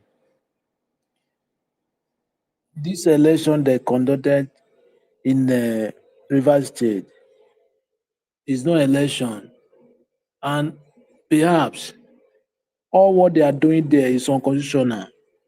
It's not written in constitution. I don't really know why Rivers State people are quiet. How can a sole administration they are conducting election in the government? It's not happening anywhere. But why did they allow them the first place? And this suspended governor will resume office this month, right? Today is first. Okay, why did they conduct this election? What type of country is this? I have never happened before in history of Nigeria. The judiciary, I don't know what they are doing. The lawyer, the MP, I don't know what they are doing. They cannot even strike against those judiciary. Everybody just quiet. Just feel concerned. How can the country grow? How can we move forward? You feel that you just feel like it don't concern me. Okay, tomorrow we concern you. I don't know how we move forward this way. You rig election. Is it how they are planning to rig 2023 election? Is it how they are planning? They say they are defeated. They are decamping. So they are planning to rig or they are planning to vote. How can you people say the APC they won almost 20 local government? How? And Rivers State people, nobody they are not even on street. I blame some of our people too. They are the problem. Yes, they are the problem because you cannot tell me you people know they will rig the election, right? We already know what they are planning. Okay, why can't you guys plan towards that?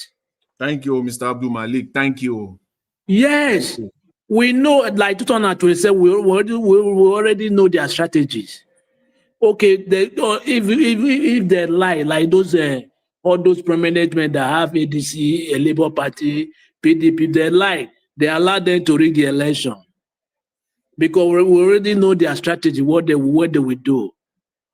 That is my problem. Yes, somebody cannot do you twice. If somebody do you twice, 3 times, you are a fool or you are stupid. You don't know what you are doing. I see no reason why those people, the country, the way it's going today, is not normal, it's abnormal. You 20 local government, and they say they was written by everything. He said that is not election, it's not election. And they did not even use beavers. According to, there was no beavers. How can we call that election? It's not election, and Amechi is there. Odili is there. They are looking at only Wike to ring everywhere in Rivers State. I don't know how we get this right. I'm telling you the truth because me, I'm tired of Nigeria issue, but we cannot tire, we continue. It's the power belongs to the people. Just because of the people, they are not united. That's why we are getting it wrong. There are few people, politicians, there are not how many people. Because we are not united, that's why we are not getting it right. Yeah, for me, I listen to Erufai. You see, when somebody is speaking or when somebody is somewhere speaking, at least you need to look towards what he's saying and his body movement. According to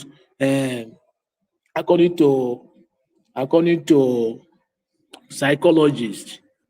Because what this man say, according to me, it's not that I believe him 100%, but you know, this current government now, if they have anything against you, especially when you are opposition, they will come after you. They must take you.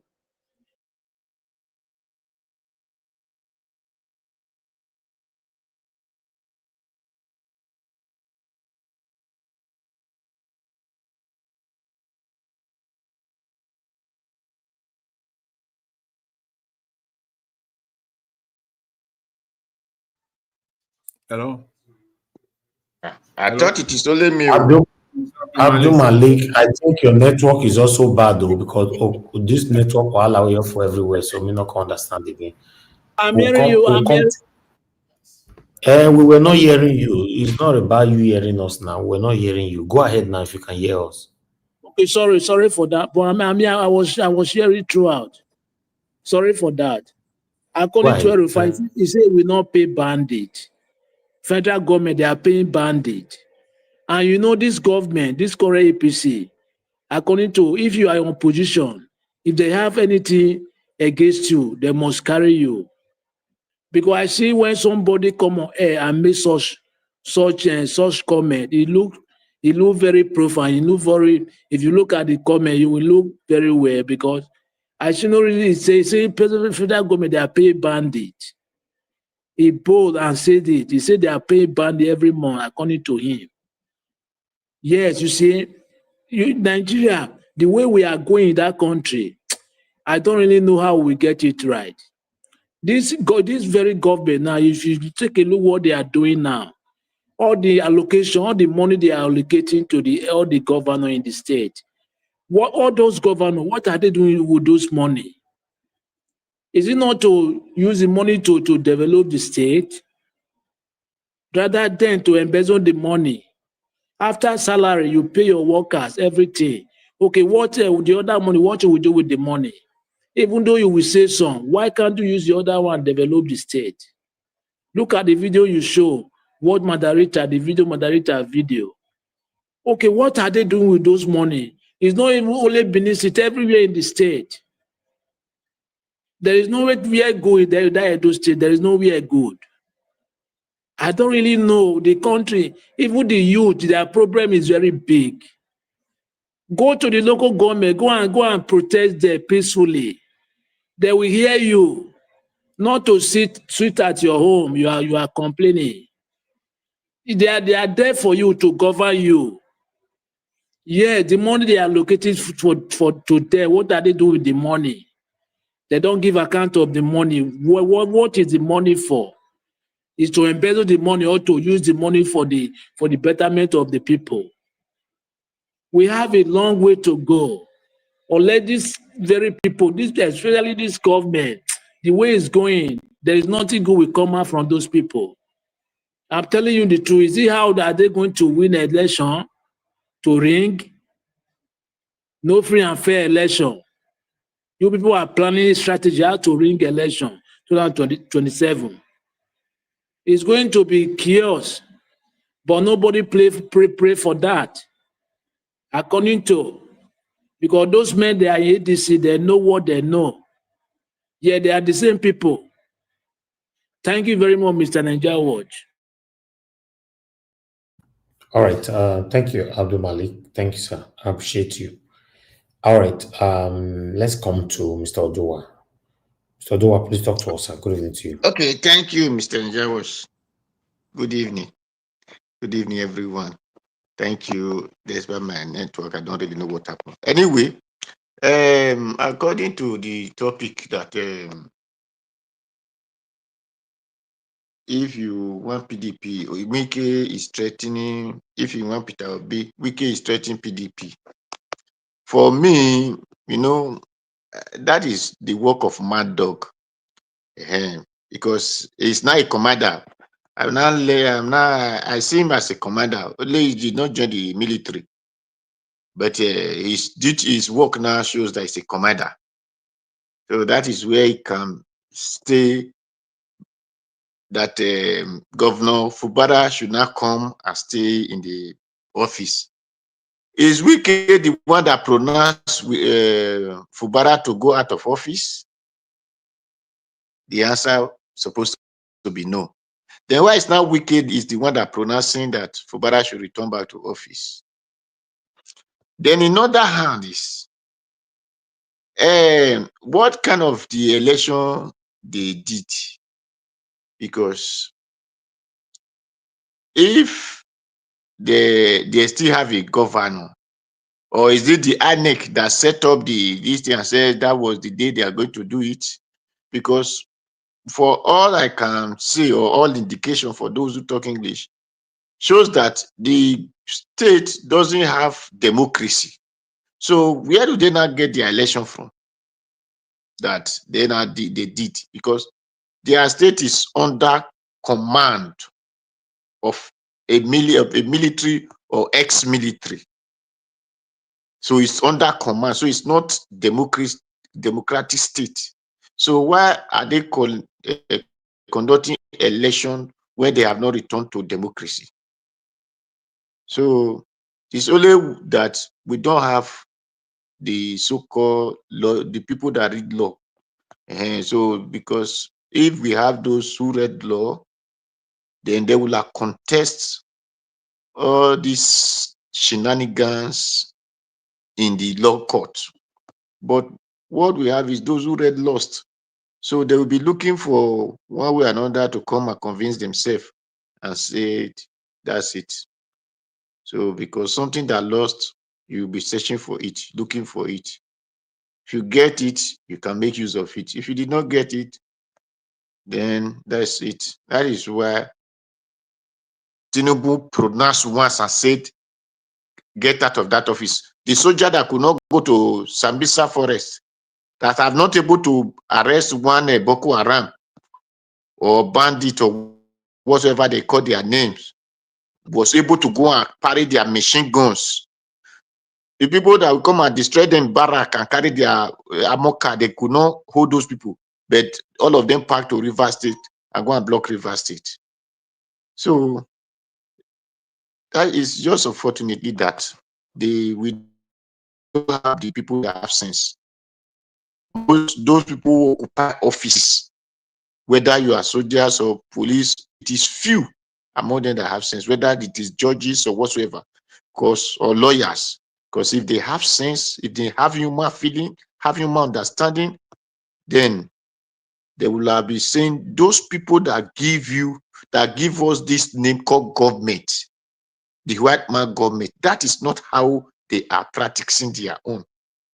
But because they are animals, wild animals, looking for who to devour, just looking for animal like them to eat, they don't care. So Wike now as a commander, he have command River State, he's still commanding PDP.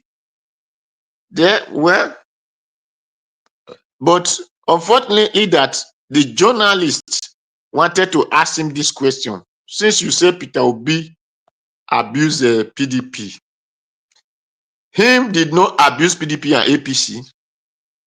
Wike arrogancy is incomprehensible. Because you that claim person to be arrogant, you said PDP is malaria, APC is an enemy. Then how will you leave malaria and go to an enemy? But you are not eating under cancer. That is automatically we can be affected with cancer. So they need to take him to hospital to go and check with the area that the cancer have eaten up to in his life. Because he said PDP is better than cancer, APC, because APC is cancer. Then, for me, if PDP call Peter Obi, I will advise Peter Obi to go. Let Wike try and see if it is the Wike that want to vote or if it is Nigeria that want to vote. All those G4 governor, because they were G5, if minus Wike will remain for, they will disappoint Wike. Because I remember David Umahi, I've already regret of joining a Wike that time. I said they did all those things under pressure. So if Peter Obi go to PDP, all of them are going to disappoint Wike because they still need their own food. It is not only Wike that need food. Every of them want to eat. So that is for that. For me, I see those threats as mere saying or mere talk. They are not valued in my eyes at all. Because Wike did not host PDP. Wike did not join when Babangida, Ambassador, when they released Ambassador from prison and making PDP president. Wike were not there. Wike haven't even grow up in any position that time.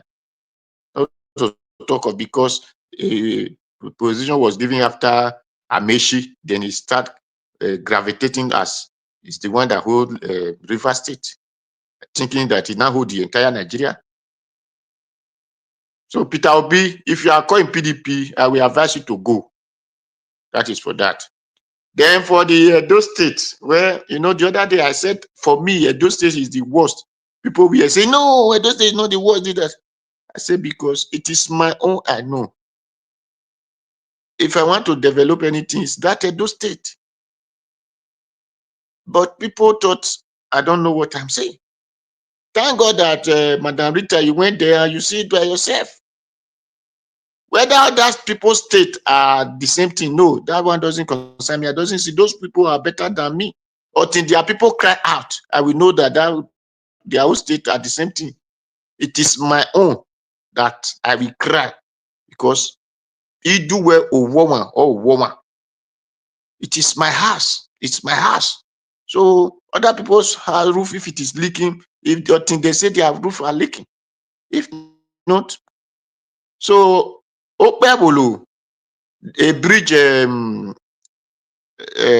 governor, they say you are trying, but I doesn't see any road you do. They will have put it in because all those your double flag will have be shouting. This is what you did. This is what you not do.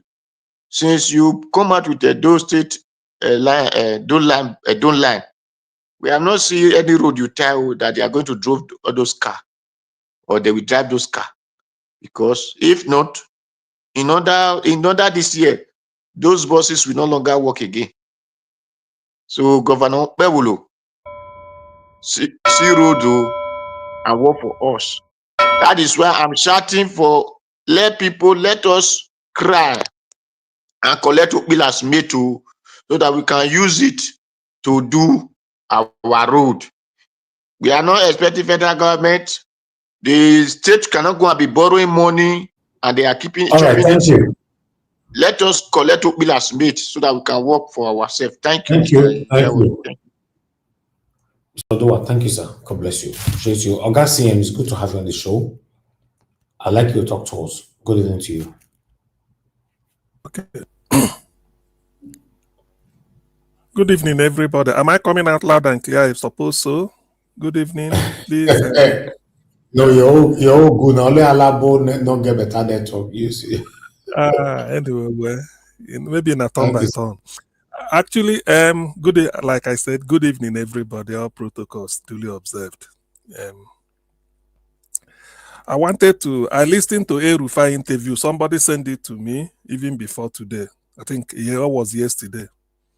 You see, sometimes when people sort of set out, maybe to tell you how patriotic they are or what they are capable of doing, please think it through. Don't just take it at face value. You go home and reflect.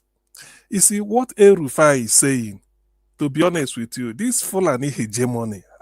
In fact, the thing pained me when he said he had a McKinley of US, said because they know him, they gave him a blueprint, he want to be power minister, everything. Why is it that Nigeria, we still want to be feeding like a baby, even 60 years after independence? If I'm to talk on this power like Peter Obi wanted to do, Nigeria went to Siemens. The same time Egypt went to Siemens. Abba Kyari, who died because of COVID, was the chief of staff to Buhari then.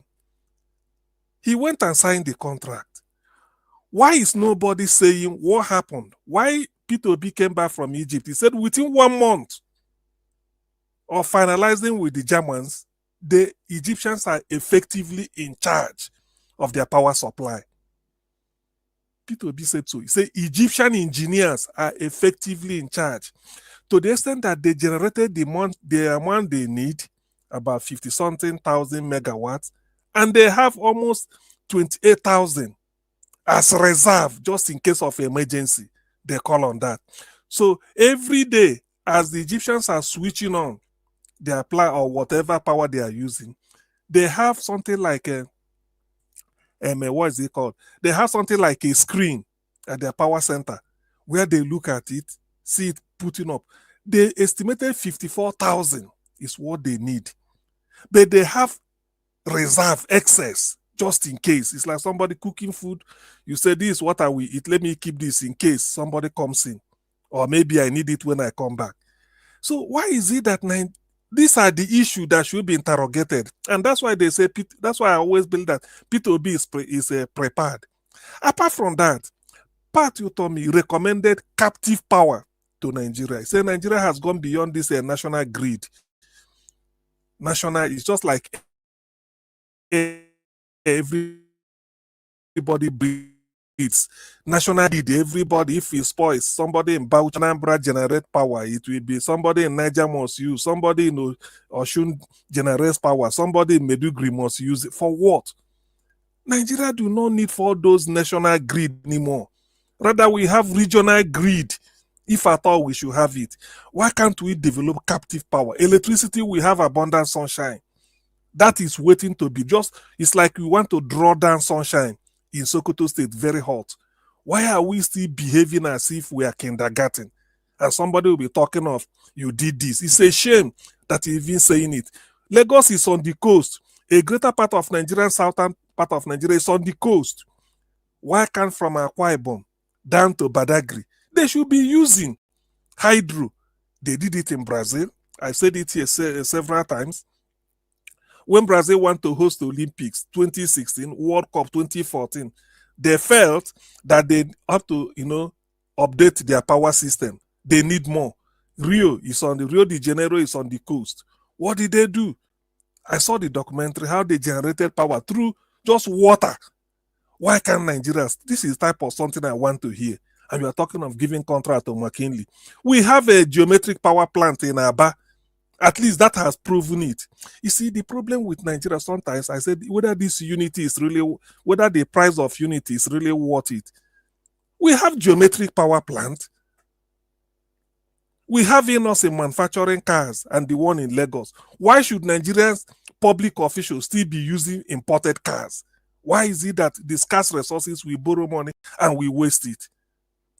These are issues P2B has been talking about, cutting the cost everywhere. The Erufai is preparing a budget to give to Tinubu that he will give us power in the year 2030. That is 7 years from when Tinubu came in. What nonsense are we talking about? What nonsense? Is it not a case of telling geometrics, let us learn this technology that we are using to give power? They do it in every state. Yes, or you can combine. There is sunshine, there is coal, there is water for hydro, and there is thermal if you want. And yet they are still talking about energy issue, as if it's something you have to go and import from this. To me, Rufai lost the rest. Anyway, I don't even have regard for him because of his apology for terrorists. He's talking nonsense. All these things they are talking. I know. Why is it that they why is he hell bent? Probably Tinubu must have read through it and felt that this is not the way to go. Not to talk of the amount of money they wanted to waste on it. So that interview angered me. When I read through it, I said, look, I thought we've gotten beyond all this. The issue of power. We can generate power with all the cocktails of what we had in Nigeria. Different region with different different endowment, or what they call competitive or comparative advantage. Why?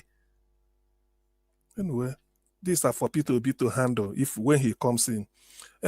On the issue of Wike and P2B, telling P2B if he goes back to PDP, sometimes a butterfly. We just think that because he can fly to Mount Everest, suddenly now he can compete with the eagle. No, one is an insect and one is a bird. The way Wike speaks, sometimes he beggars belief. If they bring him, what will happen? Where will that heaven fall? I understand that by November they have to expel Wike. I don't know. But why is, if somebody should claim ownership of PDP, who formed it? If at all one single person should claim it, it's Dr. Alex Ekweme of the blessed memory. Who is Wike and all this nonsense? You will be in PDP and they will campaign for Ashiwaju, and yet they are tolerating him. To be honest with you, assuming I'm in that PDP with them, my project will be with Wike. We have a running battle and he must leave. How can somebody be talking like that way? Now look at the nonsense he masterminded in Rivers State. Look at the nonsense. So that APC will be secured tomorrow they start to. I think somebody was reading that figure. 300,000 for one local government, not for state. 300,000. He's talking to fools. Where did those people say? Where is the crowd? Didn't they cover it? They are writing results. Anyway, the thing about Wike and the PDP is that I know they are cooking something for him. But you see, Dr. CM, please, just 10 seconds. You see the rigging that took place I kind of undermined it. But when I had that number that Mr. Mr. Jonathan, there are people still waiting. Okay. Oga CM minutes don't finish. Okay, let me leave, guys. I just want to say that the rigging, we have never seen that in Nigeria history before. This one last Saturday. Let me add this line and then I give way. You see, the thing don't, like I say, don't escape. The thing about Wike's shenanigan in River State is that this rigging, anyway, it won't stand. Let me leave it. It won't stand. All they are trying to do just to hand over the treasury of Lagos, River State, to Tinubu as if it's that is the what is it called, the cash cow for election in 2027. A lot of surprises will spring up. But let's go. Thank you. All right, thank you. Thank you very much, everyone. Tiobala, it's good to have you on the show. You are the last person on the panel now before we go around again. Talk to us. Good evening to you. Yeah, thank you, Mr. Ivis. Can you hear me? Yes, sir. Yeah, thank you. Good evening, good morning, everyone. It's good to be here again. Thank you, Mr. Ivis, for the great job, and everyone on the panel and those on the comment section. Yeah, I think everyone have actually, touched all the key points, all the key issues. Yeah, the main part I really want to, also have a little touch on is the RFI issue, and then the one of 2020, RFI issue is the one I mentioned, electricity regarding 2030. PO going to PDP. I think I would like to start with that of PO going to PDP because these are one of the issue or trendy topic over time, this period, and it has been issue of concern. That is why I made a statement before now that it will be better for the Labour Party executive, including Mr. Peter Obi, for them to resolve their inner crisis. If Labour Party can perform extremely well in 2023 general election, going into 2027 general election, they should have, know the area of their strength, where they did well and where they did not did well to build on that laurel. But they allow external body to infiltrate into their party. Even if they do so, they could have as well managed the crisis. But it has extended to where we find Labour Party today that even an average Nigerian can no longer trust Labour Party. And it's so unfortunate. Why am I saying all of this? This is a build up to 2027 general election. ADC that Peter B is kind of romancing with today. We already know, and some of the people are already having this insinuation that is Atiku coalition and some northern leaders or the hegemonies or whatever you may want to classify them to be. And the possibility of Mr. Peter B getting that ticket, I can't see it. Because remember in 2023 before 2023 general election, even the so-called Wike that is talking now was also bragging. He make a clear statement. Anybody that win this and that, I will support, I will do that, believing that he has already done his homework. He bought buses, many cars and all of that, so uniform and all to come and do primary. We know what happened. But when Tamboa noticed that this gay is not going to be what they thought, Tamboa have to step down, give everything to Atiku. When you just oppose that with what is happening in ADC, similarity might likely play out.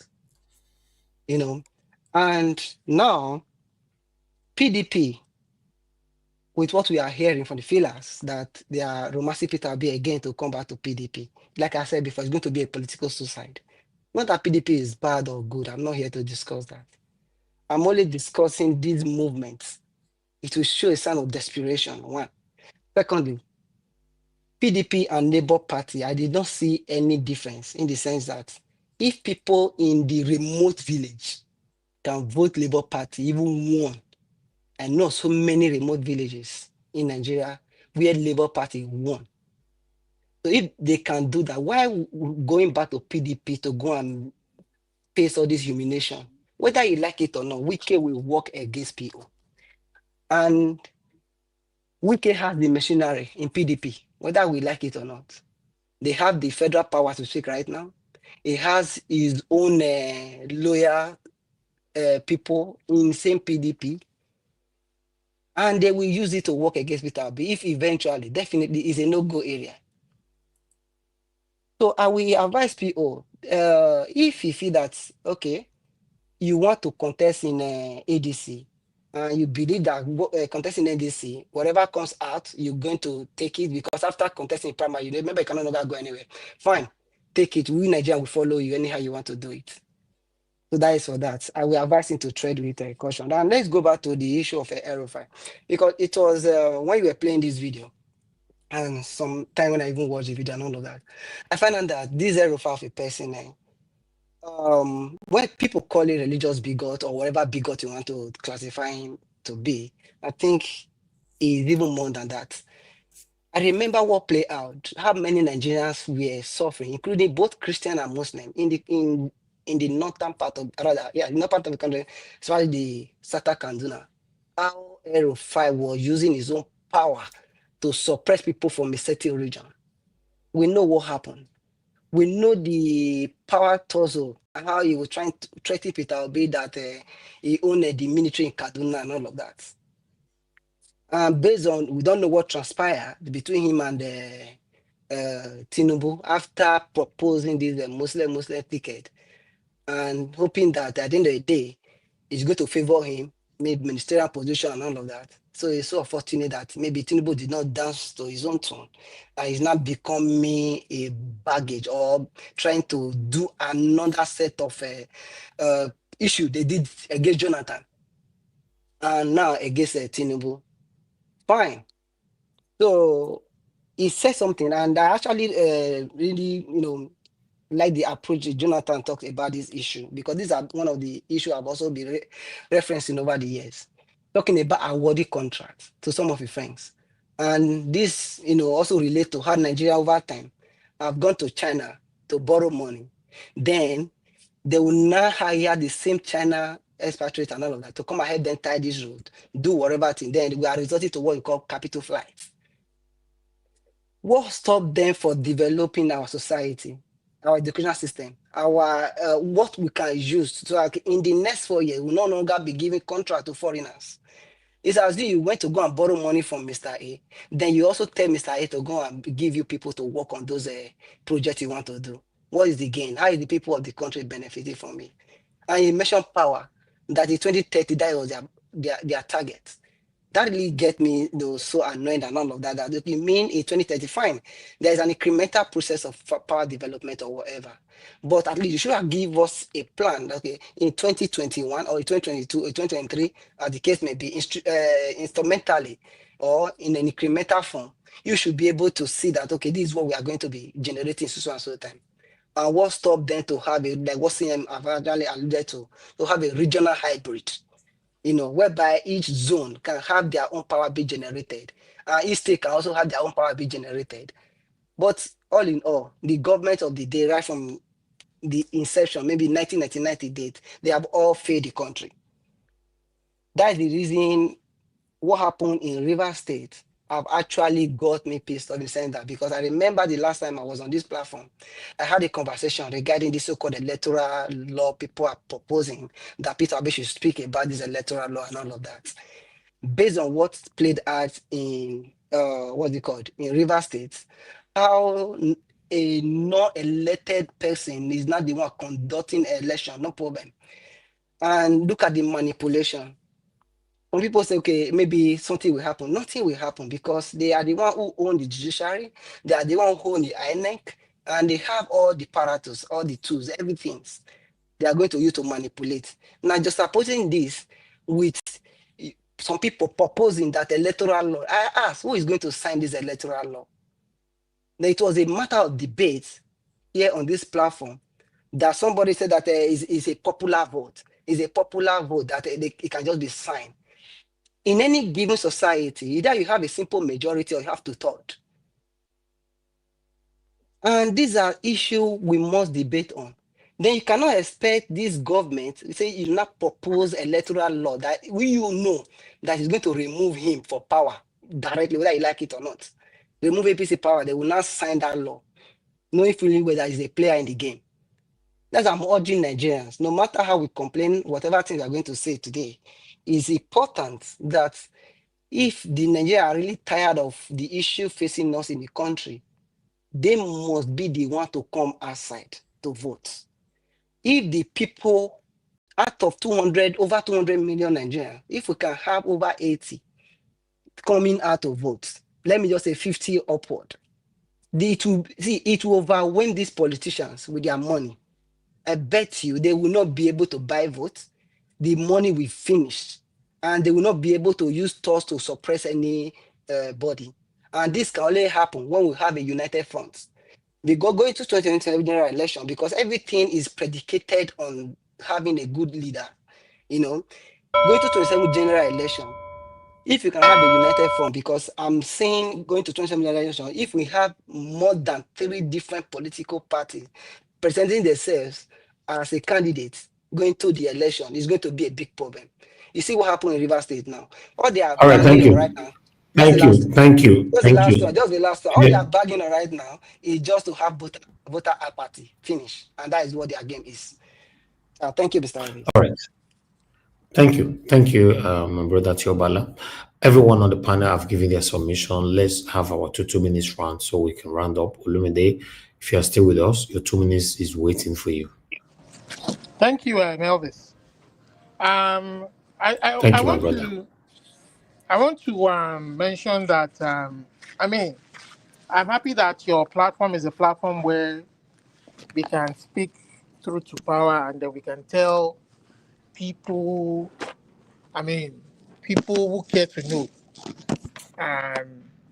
the truth about the situation of things, regardless of whether you like it or not. So, if El Rufai or his minions, his family members, or anybody who knows him is listening to your broadcast at this moment, or they are going to be watching the recording.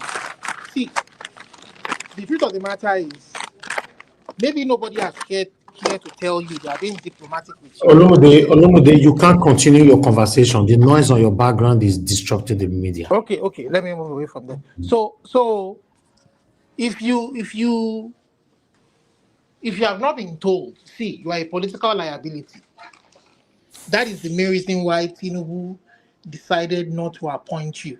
I mean, if he made any sensible move since when he came in 2023, I mean that was pretty clear that you are a political liability.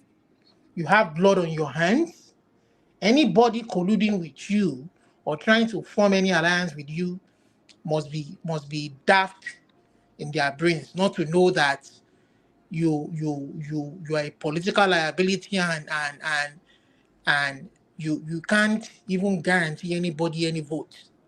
You understand? All you people do is rig elections and rig yourself into power and steal money from that is meant to better the life of the people. So be that as it may, I mean you were there in Buhari's government. You brought Buhari in, and for 8 years you didn't care to provide stable electricity to the people, and now you want to give Tinubu that you want to give him that secret to making Nigeria giving Nigeria stable electricity. Aren't you a joke? You understand? I mean, he couldn't have appointed you. He knew the moment he appointed you, that was going to be the beginning of the end of his government. You have blood on your hands, and someday I do hope that you will answer for your many atrocities. If Simon Ekpa can be faced, can be made to face incarceration with evidence that was produced in a court of law in Finland, you understand? I'm pretty sure that Nigeria has a lot to learn from what has just happened. All right, thank you. You need to start prosecuting people You have blood on Thank your you. hands, you must face prosecution. I mean, you're a political Right. liability if you have not been told that. You are a political liability. Olumide, your time is up. Thank you. Mr. Jonathan, please talk to us, sir. Oh, Mr. Elvis, thank you. Yeah, I will have to leave the specific area that I intend to address. And early today, I will have to talk on this Rivers State election because my attention was drawn to it by Mr. Alabo when he talked about the total number of votes. I couldn't believe it, actually, but I only spent the last few minutes to actually go and check. And I must tell you, according to Wike, Nigerians are daft. Rivers State people are daft. Yes. And I will continue to say that, yes, I'm quoting Wike, say Nigerians are daft. And he believed that. Wike believed that. To his core, he believed it, that the people of his state are daft. If not, the total votes last Saturday in Rivers State, it will shock you to know that it's 2,041,000. 2 million in a local government election, 2,041,000. Compare that to 2023 presidential election in Rivers State, total 369, approximately 370,000 votes. That is 5 times more in a presidential election, 5 times more they got on Saturday than 2023 presidential election.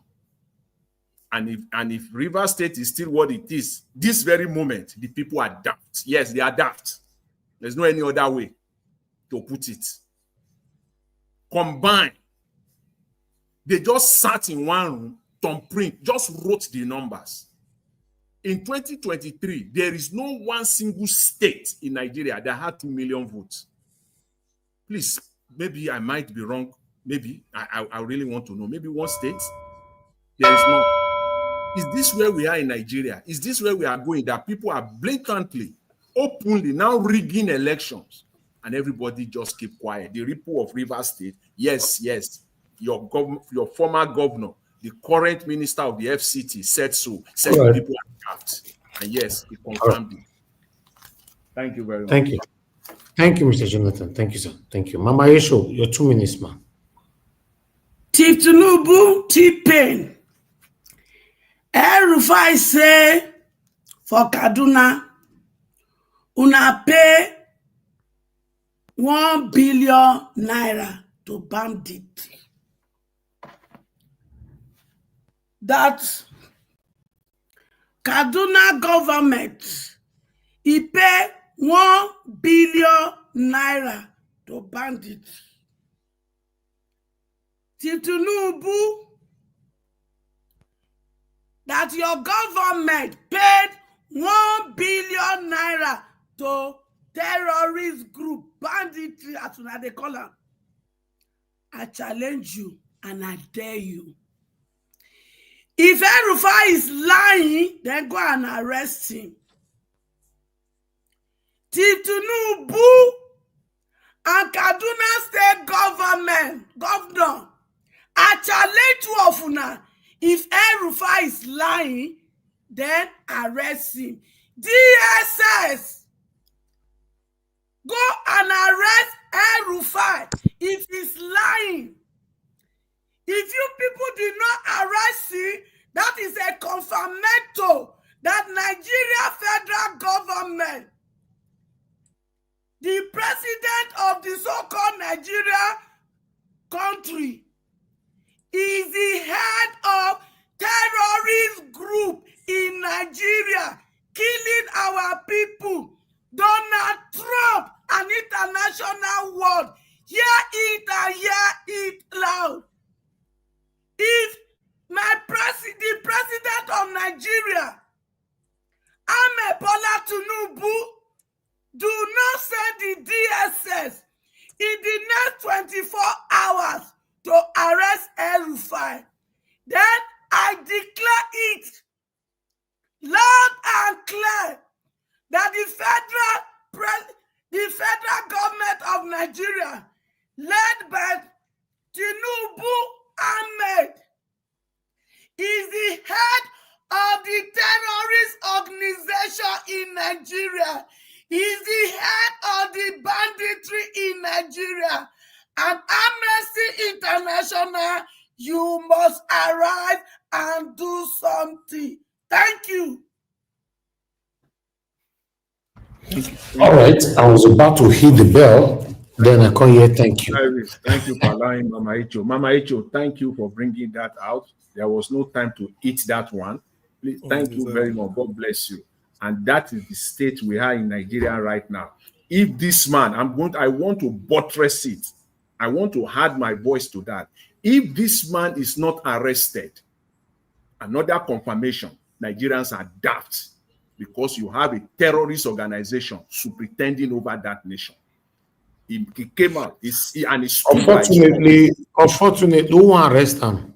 And then what the man, if it were to be Peter Obi, if it were to be item in this platform, if it were to be Peter Obi or anybody in the Labour Party that made that statement now, I expect that this morning Daniel Bwala will have been out. All of them will have been out to defend. And Felix Moka, Felix Moka will tell you. Out. I'm not hearing anything. None of them. And you said we don't have a terrorist organization ruling that country. Somebody said that you paid bandits 1 billion naira. Okay, let me come to Mandarita. Mandarita, talk to us. Thank you very much. Thank you very much, Mr. Elvis. First of all, I'd like to say from your first video that I was watching, the man who was speaking about Wazirike creating ESN and all that, I actually liked the interviewer, the questions she was asking them. I wish we have that lady questioning Wike in Abuja. Those are the kind of hard questions, and you expect hard answers. And I want to say for someone, Google and Ekpa, I think they were kind of lenient with him. He should have gotten life imprisonment. He should have gotten life, and not 6 years imprisonment. I'm not even happy about that. And I'm hoping that the Nigerian government will make sure that that man will continue to be incarcerated for life. Perhaps they will not want him to enjoy their taxpayers' money staying so long in their prisons. It should be brought back to Nigeria with immediate effect and go for life imprisonment. I say this because of the people who have passed on in the East just because of his selfishness and his greed. 6 years was nothing. However, I'm happy that he's in the slammers right now. And then finally, what the White Lion of Kogi State was saying, I want to say everything he was saying was the truth. He said, politics is not what it used to be before. State assembly is not what it used to be before, which is true. So basically, what he was lecturing those Lilliputs, the so-called state house of assembly, was that simply obey whatever they tell you, chop the money that they give you, clean your mouth, and wait. Maybe it will be your turn to rule, just like Adodo. That's exactly what he was preaching to all of them, and they all agreed with him. Thank you very much. And I can tell you, Mr. Elvis, from my time in Nigeria, from the different places that I went to, every person that I asked, Nigeria is hopeless right now. In Abuja, majority of the people I spoke to, they say, oh, the man from Bodland is going to complete 8 years. From Benin, many of them, like, you know what, they're not going to bother to vote anymore. So you can see there's hopelessness across the land. That is the truth. Many of them, they're on internet, but they don't really listen to anything. They already know that nothing is happening because nothing is working. Everybody's doing whatever it is they like. Every constituted authority is doing whatever it is they like. Nobody's questioning them because they know nobody will go to jail. Money is the name of the game. Money and power, period. It's not about the people. It's not about their welfare or quality of life. So I can't even say God help Nigeria because God has helped Nigeria. And for the people of Rivers State, the curse you guys took, by accepting what they did to Peter Obi, that's what you guys are facing. Unfortunately, the reason why Wike is doing what he's doing is because the people of Rivers State are supporting it. I don't want to even insult them like what Mr. Jonathan is saying, that they are fools or whatever, but they are the ones giving them, they're the sunshine, giving the sunshine to Wike and the man from Bodyland. So people of Rivers State, the moment you guys allowed your Lilliput governor to go away, you didn't do anything, that was the end of the game. So whatever I do now or say now, it won't make any sense. Have a nice evening, everyone. Madam Rita, no be me say so. Now Wike say so. Now Wike say Okay, they be and Wike is right. Let us, just like what I'm saying, White Lion of Kogi State is saying. Things are not the way it is. Wike is right. He's right. Okay. Thank you, Madam Rita. Thank you very much. Abdul Malik, your 2 minutes, sir. Okay, you're not there. Good evening. I'm here. Good evening once again, Mr. Evans. Thank you, sir. 2 minutes. Yeah, I said it before. My first submission. I said that El-Rufai said federal government, they are paying bandit every month. And if you take a look, if this government have anything proof against their opponent, just like against their opposition, like El-Rufai na defeat to another ADC, right? As he said this thing, as he make this comment on air, I believe they will take this man. Yeah, because it's not small something, when somebody tell you federal government, they are paying bandits. They are the one that encouraging bandits to do what they are doing, according to him. I listened to that interview like 10 times. The guy have confidence. What he say about federal government? If they dare federal government to prove El-Rufai wrong, yes, I dare them to prove it wrong that they are not the one paying bandits. Yes, because I see no reason why, if it's another somebody now from South, they will go for the person, right? But El-Rufai now said, Koro now. Let's wait and see what they will do to El-Rufai. Yeah, that is what I will say. Our people, most of the youth, anybody that is supporting APC, especially people that are abroad, I have contact anywhere, they will take you in that country because APC, they are destroying Nigeria. If you are supporting APC, 2017, be ready. Thank you very much, Mr. Niger Watch. All right. Abdul Malik, thank you, my brother. I appreciate you. Let people finish now. You don't unmute every 1 minute. I just want, people are eating the point. I just want to buttress their point. You see what Abdul Malik said now. You know why they will not come after El-Rufai? He don't put them out there, say, he know where the dead bodies are buried. They are peeing on their pants right now. They can't touch him. He said he knows where the dead bodies are. You know what that statement means? That one line. Mr. Jonathan, you know what he said already. You know what he said? Right. He said he have the evidence. He said he know where the dead bodies are buried. Thank you. They pee on, they can't touch him. Thank you. God bless you, sir. I appreciate you. And Mr. Odua, your 2 minutes, sir. Thank you, Mr. Najawash. People are just talking of El-Rufai. El-Rufai were the one who went to Guinea, to whatever, Mali, to go and bring those the one they call bandits now. He was the one who went there. So when he said federal government, he know because it is them that do it together. So no, it's not. That is the reason they cannot still hold him, because they know that it will implicate them more and more. Buhari and all of them were the one who did it. I said it here that a person told me that a governor official come to their land and say all of them should come to Nigeria, that Nigeria belongs to Fulani. So let's us. The thing is, one thing I will say, Kogi State, the former Kogi Yeye Bello, have told us that it is here we used to hear democracy. That democracy doesn't exist. That is why I said it is person that recommend you. So if democracy exists, you will have not be recommended. You will have come because you have integrity, you have dignity. But because democracy doesn't exist, that is where you go and obey everything that the speaker tell you.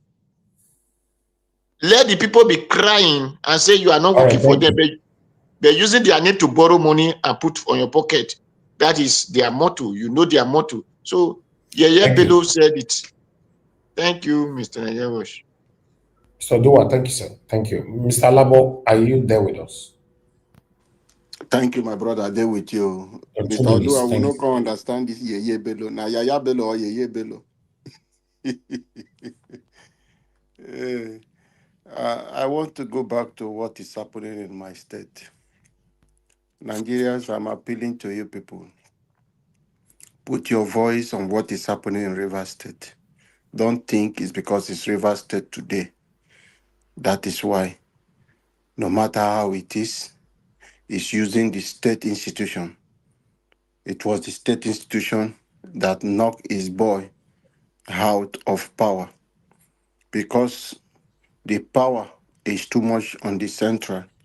That is why it's happening like that. If we are running through federation, I don't think this kind of thing will be happening. If actually governors are chief security of their state, Wike will not be doing what he's doing today in Rivers State. But however, we have seen today, he has told us this is the kind of thing he will do in 2027. He will still manufacture this kind of figure to come out. Election that you select people yourself, nobody contests with you. You write this kind of result to produce how many millions of vote for 2015 to 2023. We have never gotten this kind of result in Rivers State, not to talk of an local government election. So it's really sad how these people have seen us. However, we'll have to rise up and let them know that we are not deaf, we are not docile. We have to make them know that. However, talking about the issue of Aerofine, Aerofine knows how they brought Buhari into power, how APC took over power. That is why he's telling Tinubu to go and meet Goodluck Jonathan. He knows what he's saying. He's speaking in riddles. And Tinubu understands what he's saying. He should go and ask Tinubu what happened in 2015. He should go and ask Goodluck Jonathan, All right. pardon me, what happened in 2015. So Thank nothing you. they will do to Aerofine, nothing they can do to him. He's speaking the truth. Thank It's you, for Mr. us to Labo. use our voice. Okay, thank you, sir. Thank you, sir. Ogasim, please, your 2 minutes. Okay. What I would like to sort of put a bit of a flesh in, why El-Rufai, the way he sits now, is a security threat. But what surprises me, or what I'm surprised, is that why Tinubu is looking the other way. That is what I'm surprised at. When somebody says he knows where the distance are buried, what I take that to be is that they know how they rigged will be out. It's as simple. That is what he means. That is why it's my own understanding. You know where the dead bodies are buried. That there is no way Tinubu will come back again. Yes, because they are the people that rigged him in. But the issue is that if Tinubu is taking this, his government seriously, that man should be arrested. There is no pointer. They should be prosecuted for what he's doing. Nobody should be bigger than Nigeria. But the fact that he's not doing it even says it's even a bigger threat that they are keeping quiet. That the fact that they're not doing anything and they're just having a field day, yabbing, revealing a lot of things, albeit in a coded way. So I'm having a sense of foreboding, but let's see, because these are developing stories. Thank you. Thank you, sir. Thank you very much. The last person is Tiobala. Your 2 minutes, sir. Yeah, thank you, Mr. Najawash. Like I've said before, there is hope for Nigeria to become a great nation again. There is a big hope. It's very easy. There is nothing difficult for us having a good road. It's not a rocket science, or having a stable electricity. It's not a rocket science. Or having institutions that work. It's not a rocket science. Or having great Nigerians who are manufacturers, industrials, engineers, and many others. It's not a rocket science. But this can only be achieved if and only if we, as the people of Nigeria, come in unanimous agreement and elect a leader. In every society, there is always an opposition. But when you have divided opposition, it's like there is a joke in the land. 2023 was an example of that, where the majority of Nigeria were against the APC government. But because of these divided fronts, led us to where we are today. So 2027 will not repeat itself if they really want a better society. That is all I can say. Thank you, Mr. Najawaj. All right, Teobala, thank you very much. I appreciate you. Everyone on the panel have given their submission. It's already 4 hours right now. I'd like us to end the show so we continue again from where we stop tomorrow. I'm just gonna give 20 minutes for those of you that wanted to iron things out. Please stick within the 20 minutes within yourself, just 20 minutes, then I'll round up. Gassiem, please, sir, just help me to monitor the 20 minutes. Thank you, sir. Okay. Is there anybody that really want to say one or two things? They just Exactly. I just want to let me quickly just chip in to say that Okay. 3 minutes. 3 minutes. Teofala, see that thing you said about everybody coming together to have one voice. That's just that can only happen in utopia, in a place where you have an ideal world where there's no good and bad. Because when you have good and bad, people always have diverse opinion. But we need to be what we should be aiming for, or what we should be saying is that people's vote should count. If it doesn't matter whether there are 3-4 candidates out there, anybody can throw himself out there, but we need to make sure that the votes reflect the will of the people. You understand? Even if there will be, even in the US, it's not like there's no discrepancy in the election in the US. There's discrepancy, but those discrepancies are very, very negligible. They don't really affect the outcome of the election. So anybody, it doesn't really matter. You go to court to challenge it. It's a waste of, you're wasting your time and your money because it's very negligible. But when an outcome, when the people corrupt an election such that it affects the outcome, then that is when a society is not going to move forward. Like the Rivers State election, where you have 3 million people voting in local government election, and in the presidential election it's 360. Where all this data are just outrageous and contradictory.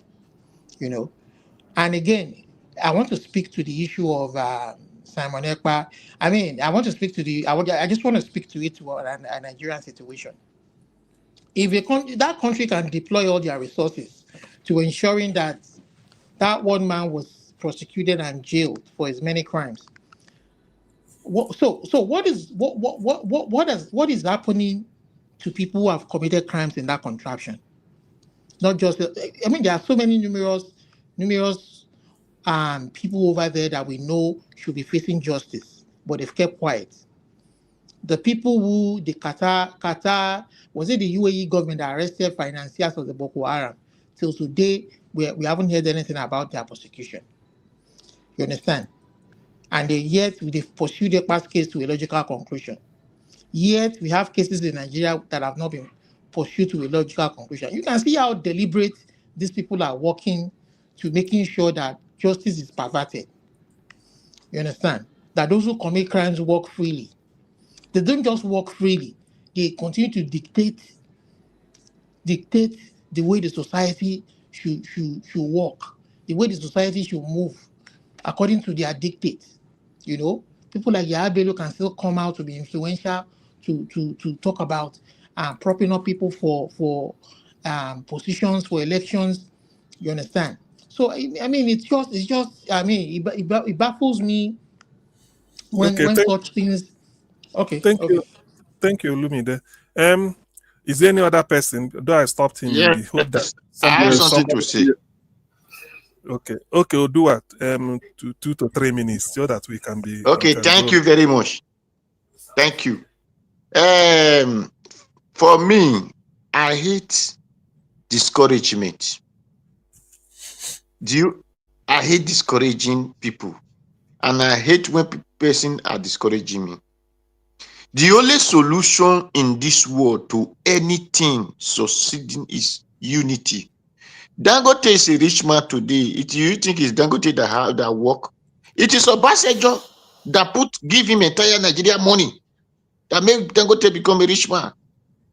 So when people say we can do things together and make this thing, let all of us put that mentality and say, yes, this is the solution. This is where to go. And that is the only solution of life.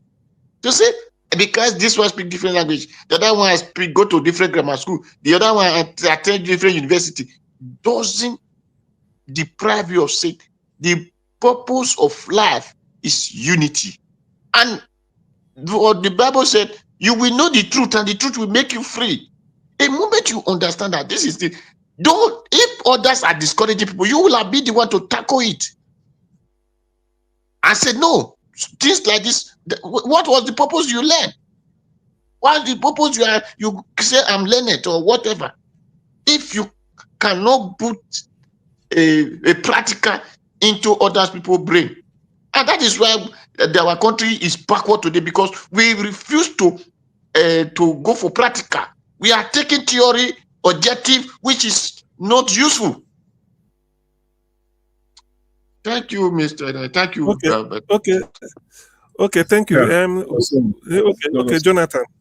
Yeah, Dr. CM. Yeah, let me say this. At least Nigerians, we can see how the rule of law works, how a democratic process works, the time it took to complete the case of Simon Ekpa, the timely fashion it took, less than 1 year, we all know it, to complete the case, from arrest to the initial hearing of the case, to the full trial itself, and then to final judgment. Contrast that with Nigeria, where thousands and thousands of bandits and terrorists, I don't even know where they are locking them up. So it begs me to know that I don't think these people are even arrested. I don't know the prison where they lock them. I don't know where. These thousands, I don't know whether Nigeria has this capacity, the prison capacity. Where are you putting these people? Are they Sandins or what? These thousands and thousands. So we just need to ask the questions. It's obvious that there are no arrest. Even if you arrest them, most of them are already they are out. It's a logical thing. So look at the numbers that one I don't want to call him name, one APC guy from Lagos State was throwing out late last week about the number of arrests here and there. Data shows. Where are these people? Trials is on ending trial, if at all there is any trial going on. That is where we are in Nigeria. Obviously, there is no rule of law. Obviously, Nigeria is a full-blown autocratic nation. Whether you like it or not, we can continue to deceive ourselves. Nigeria is not a democratic country, not even close. Not even close. You're talking of election. We just had one, a local government election. Look at the charade. Look at the impunity. Just look at the nonsense they call election this past 2 days ago in Rivers State. And everywhere is quiet. People are quiet. There is no state in Nigeria together that had over 2 million votes in 2023, a presidential election. And you are not talking of a local government election. We have over 2 million votes. One state, the state that put together less than 400,000 votes in the presidential election, simply means that some people just sat down in one room, they tomprite until they get tired. Until they got tired. Somebody came out and announced the result and said it's official. He said, is that a nation? And then you think the world is not watching. And then before you say Jack, the president of the country, went out on a war stage saying that there's no more corruption in the country. If this one is not corruption, please tell me, you think the world is not watching? We can continue to ridicule ourselves and we think that the world is watching. In fact, the world knows what happened in Rivers State much more than Nigerians, an average Nigerian. They have the numbers. They know exactly what happens. And then you will say some people are demarketing the Nigeria. Now they are demarketing Nigeria. But we ourselves, we are not ashamed of ourselves. The leaders are not ashamed. How could you even throw this kind of number out? How? In the full face of it, how could you be so blunt to throw this kind of numbers out in a local government election in Nigeria? And you think everything will just be quiet like that? Okay. Any other person Thank you. with something to say? Yeah, Thank you. see, let me quickly Thank you, say Mr. this Jonathan. before I go. Okay. Just a Okay. response to Okay, Tiobala, 2 minutes. yeah. Thank you, everyone. And just to in response to what Olumide said, yes, I agree with you. When you have a society like maybe according to how you describe it, utopia, then that's why you can have everybody coming together. I agree with you that the vote won't count. That's the more reason we need to have a united front. Whether we like it or not, 2027 election is going to be rigged. There will be massive vote buying. So if we have a free, fair electoral system, even if it's 20 people that contest, no problem. The winner will remain based on the vote the people cast. But based on where we are going 2027, it's not going to happen. A River State is a good example to what they are planning to do going to 2027 general election. In order for us to avert such situation, we need a united front. It's not whereby we don't have Peter B on the ballot. What I mean, we don't. At least one of them should come on. Article will not be running. Peter B will also be running. Kwakwaso will also be running. Showore will also be running. OS again, many of them will be running. Then we want a better Nigeria. No, it's not done. It's not done that way. It's not done that way. It's not going to happen. Because we all like it. Take it or leave it. Everybody have their loyalty. You know, the party, one of where they belongs to, or they really have faith in. But if we can have one, at least, they may have a passion. Okay, let's go with this person with credible candidates in any of the political party. If they come together, at least you'll be able to overcome this situation we find ourselves today. Otherwise, we'll still come here next year and still be rather after the election and still be complaining and all of that. And we don't want that. Nigeria is a great nation. We have the resources. We have the human capital. Name it. That can move that nation to be a better place. But it's unfortunate. But we need the united front. That is all. Thank you. Thank you. Teofala, let me just explain something so that we can. I just want us to reason together. I don't want us to argue. So when I say that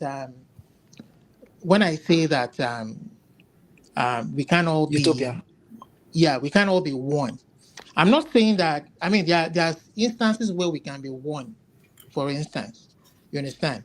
For instance, see, everybody, we are not all the same. I mean, we don't all have the same view.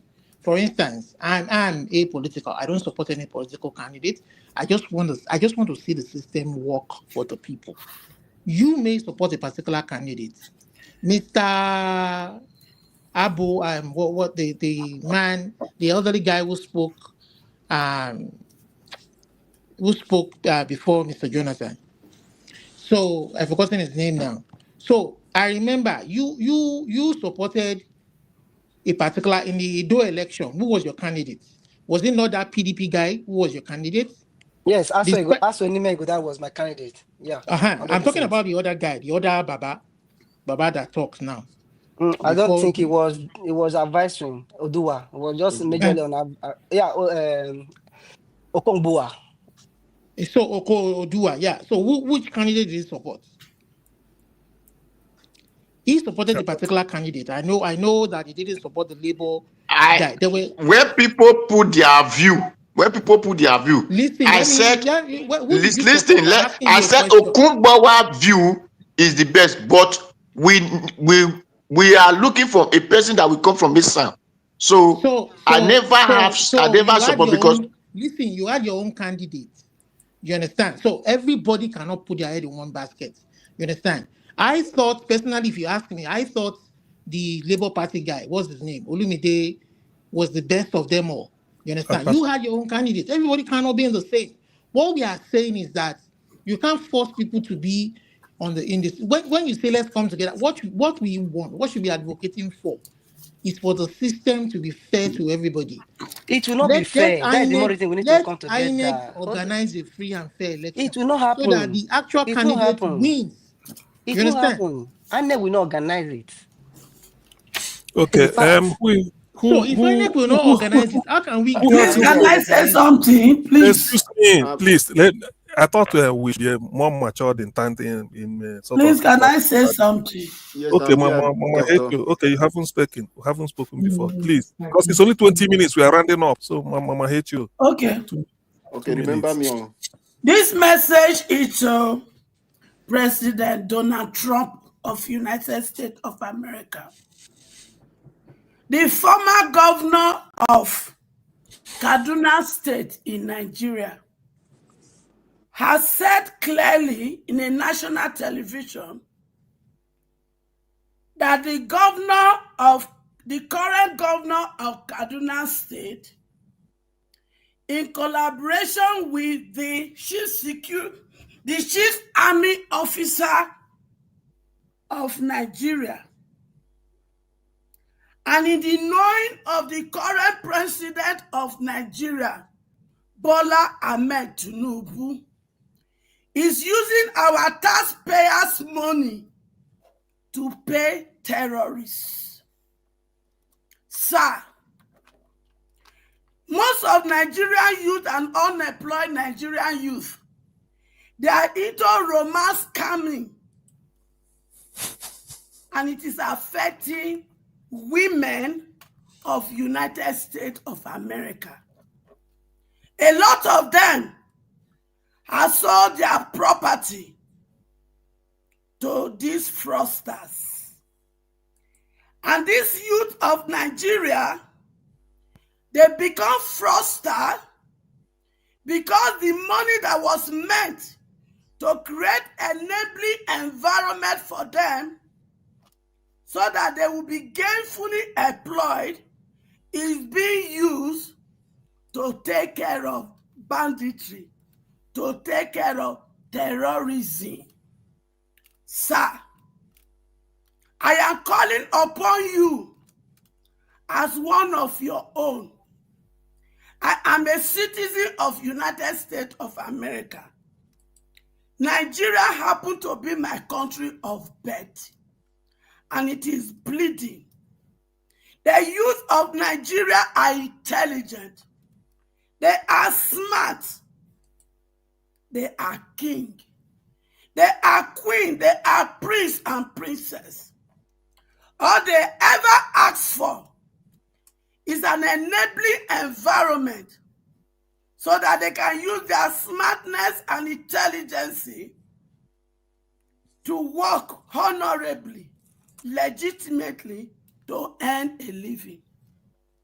But instead of the president of Nigeria and the people in the House of Assembly, the people in the House of Rep, the people in the House of Senate, the governors, and all the people that are in government to provide these young, smart, brilliant ones the enabling environment they need, they choose to loot all the money. Yes, they borrow money from the IMF. They borrow money from World Bank. And they even borrow money from other countries. And they end up looting them and taking them to your countries all over the world. And they use the remaining to sponsor their girlfriends. Yes, illegitimate women. They use their money to bring their children into your countries and other countries in the West to give their children education. And yet, they make education not affordable by the common man in Nigeria. And even when the parents struggle to train their children, there is no job for them. Sir, I am calling upon you because I know you don't tolerate terrorism. Amen. Bola Tinubu is the head of the terrorist organization in Nigeria because his political party, APC and PDP, has been declared by a court of jurisdiction in Canada that both parties, APC and PDP, they are terrorist organizations. Therefore, sir, I want to plead with you because I call this younger generation and the vulnerable one in Nigeria and the oppressed population, I refer to them as my children. I am a HO on the internet space. When the opportunity give me a chance to speak with you, or when this video recording gets to your doorstep, they will look for me. And I want your people to also look for me. Then I will tell you my legal name. Sir, this impunity must not continue. Nigerian youth deserve an enabling environment, just like your youth here in the United States. Okay, thank you. Therefore, we ask of you, help us. Help us. Because they want to bring themselves into power again. Okay, thank you, Mama. Hate you. We need help. Thank you, and God bless. Okay, Alabo. Okay, now full 8 minutes. Now you give Mama. Wait, why are you stopping me? Is this not important? Is it not? No, it's only that Niger Watch gave us 20 minutes, so we are trying to use... Niger Watch. If we go there, we're not going to solve our problem. Mama hate you. Now you the Mama talk hate like you. this. He's there for America. Okay, carry your this thing, go for Washington. It's okay. Hello. It's okay. It's okay. You go there easier. Is this solution we are looking Alabo. for? Alabo, no, it's okay. Alabo, yeah. Please, 2 minutes. Let's go. All right, thank you. You don't come on. It is where Yendeba don't finish also. Now the Yendeba when they sing now. Only I'm be selfish man. You need to remember anybody. So I just want to use this opportunity. You can hear what is coming out from Mr. Yensun Wike. He said now he has finished election. So the governor can come, the puppet, to come and continue from where they stop. He has put instruction. He will just come and sit down as a puppet to do their bidding for them. It is sad. Right from time, I blame my Rivers people, and especially those that benefited from Fubara, who call themselves Simplify Movement. I said they are cowards because they could not stand on the street. These people just left office. They just sacked the local government chairman before they removed it wasn't up to 2 weeks, they sacked the governor also. And these people could not stay on the street for complete 1 week, not even 2 days. And that gave birth to what happened. Because when President Tinubu did that state of emergency, they were scared. Wike was scared of the crowd that will come out and what will happen. So when they noticed that nobody came out, that was when they begin another one, give a power again, install a sole administrator in the state, begin to bring wicked people to take over everything because they know that those people are cowards, they can't come out to do anything. And everywhere was quiet. That is why he's continuing this impunity that he is doing today. And you can see once he finished, he knows what he's doing. Immediately he went and organized what? He organized a press conference with taxpayers' money to call media house and start talking rubbish. Tell me any sense of that press conference that Wike did in Abuja, apart from insult or talking trash to Nigerians, as if Nigerian people, nobody of us that understand what is happening, like the way you will call that Nigerians are daft, we easily forget things. It's really sad that we allow characters like this to continue perpetrating this evil in our country and showing us that they are bigger than the country. As it is, Tinubu is just quiet because he wants to come for second term. So no matter how Wike is talking carelessly, doing anything, because he wants to win election 2027, it doesn't matter. So he just allowing Wike using him to play his game, and because he wants Rivers State by all means. But one thing I will tell them for life is that nothing is permanent. Odili was there, Amiechi was there, Obasanjo was there, Goodluck Jonathan was there, Yaradua was there, and today none of them is still sitting there. So power will come and power will go, but this Nigeria is still where we have today. River State will still remain. But I pray for God to give them long life. They will sit down and watch and suffer for the pain they inflict on the people of Nigeria. Thank Whatever you. illness that is affecting them, make it no kill them. Oh. I want them to stay in their life. They will suffer that, they will beg for death to come, but they will not see. Thank you, Mr. CM. Okay, thank you very much. It's like I think we've kind of touched everywhere. Before Niger Watch rings the bell, I will just put this. Yeah, I just want to add one more thing. Sorry, please, before you round up. See these people that you can't stop people. Is it not in the US that we saw that Elon Musk was paying money for people to vote for Republican Party? You understand? Yeah. So what we see, you can't stop all this buying of votes and buying of election. What is going to stop it is for INEC to do the right thing. They are the custodian of the electoral process from the beginning to the end. The fake results, the on the results that don't count, they know the results. When the actual winner actually wins, and the people that you bring money out to buy elections know that this money is just a waste of their time and resources. Mr. Olumide, they will use it well. Mr. Olumide, who is INEC? That's what I'm saying. If we don't get INEC right, no, that's the question I'm asking you now. Who is INEC right? How do you want to do that when you have wrong people at the helm of the affairs? What are we not saying? It's leadership you say problem. Get it right.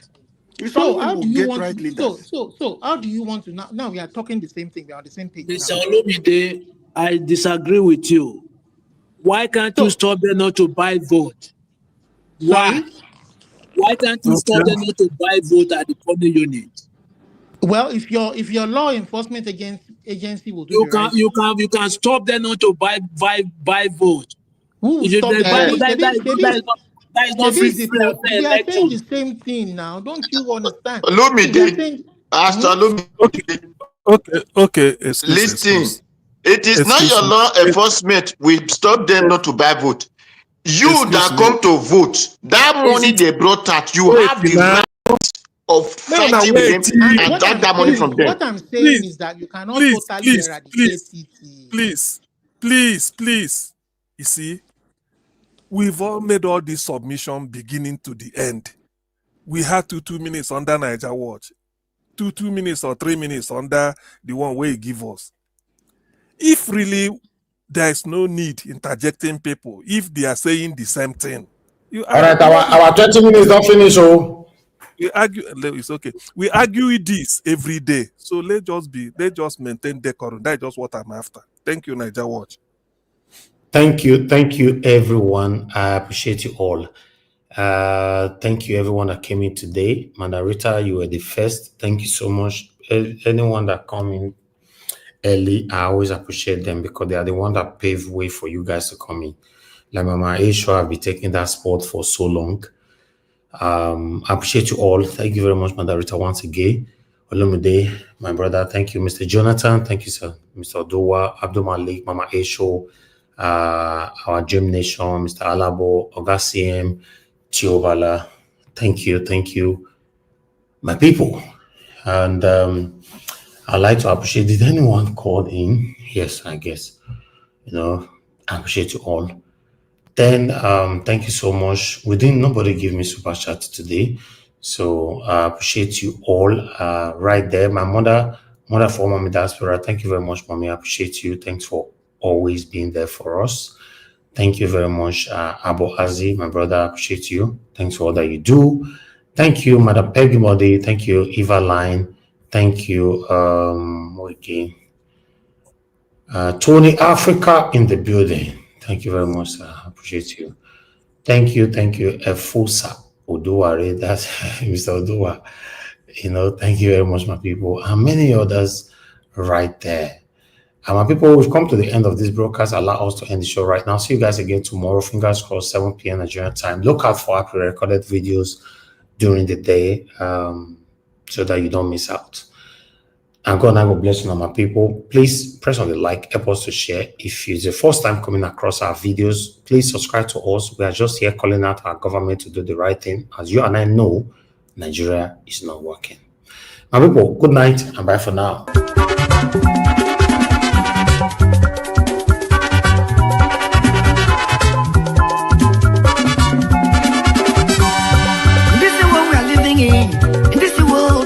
Of us today in motion, everybody there in motion,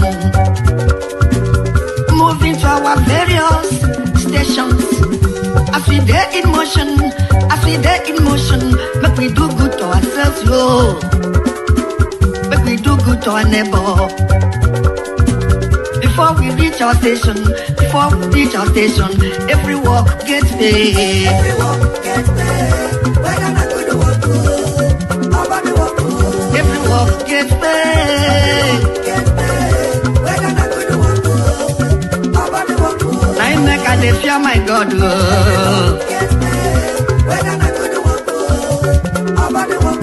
I make a dey fear my Maker.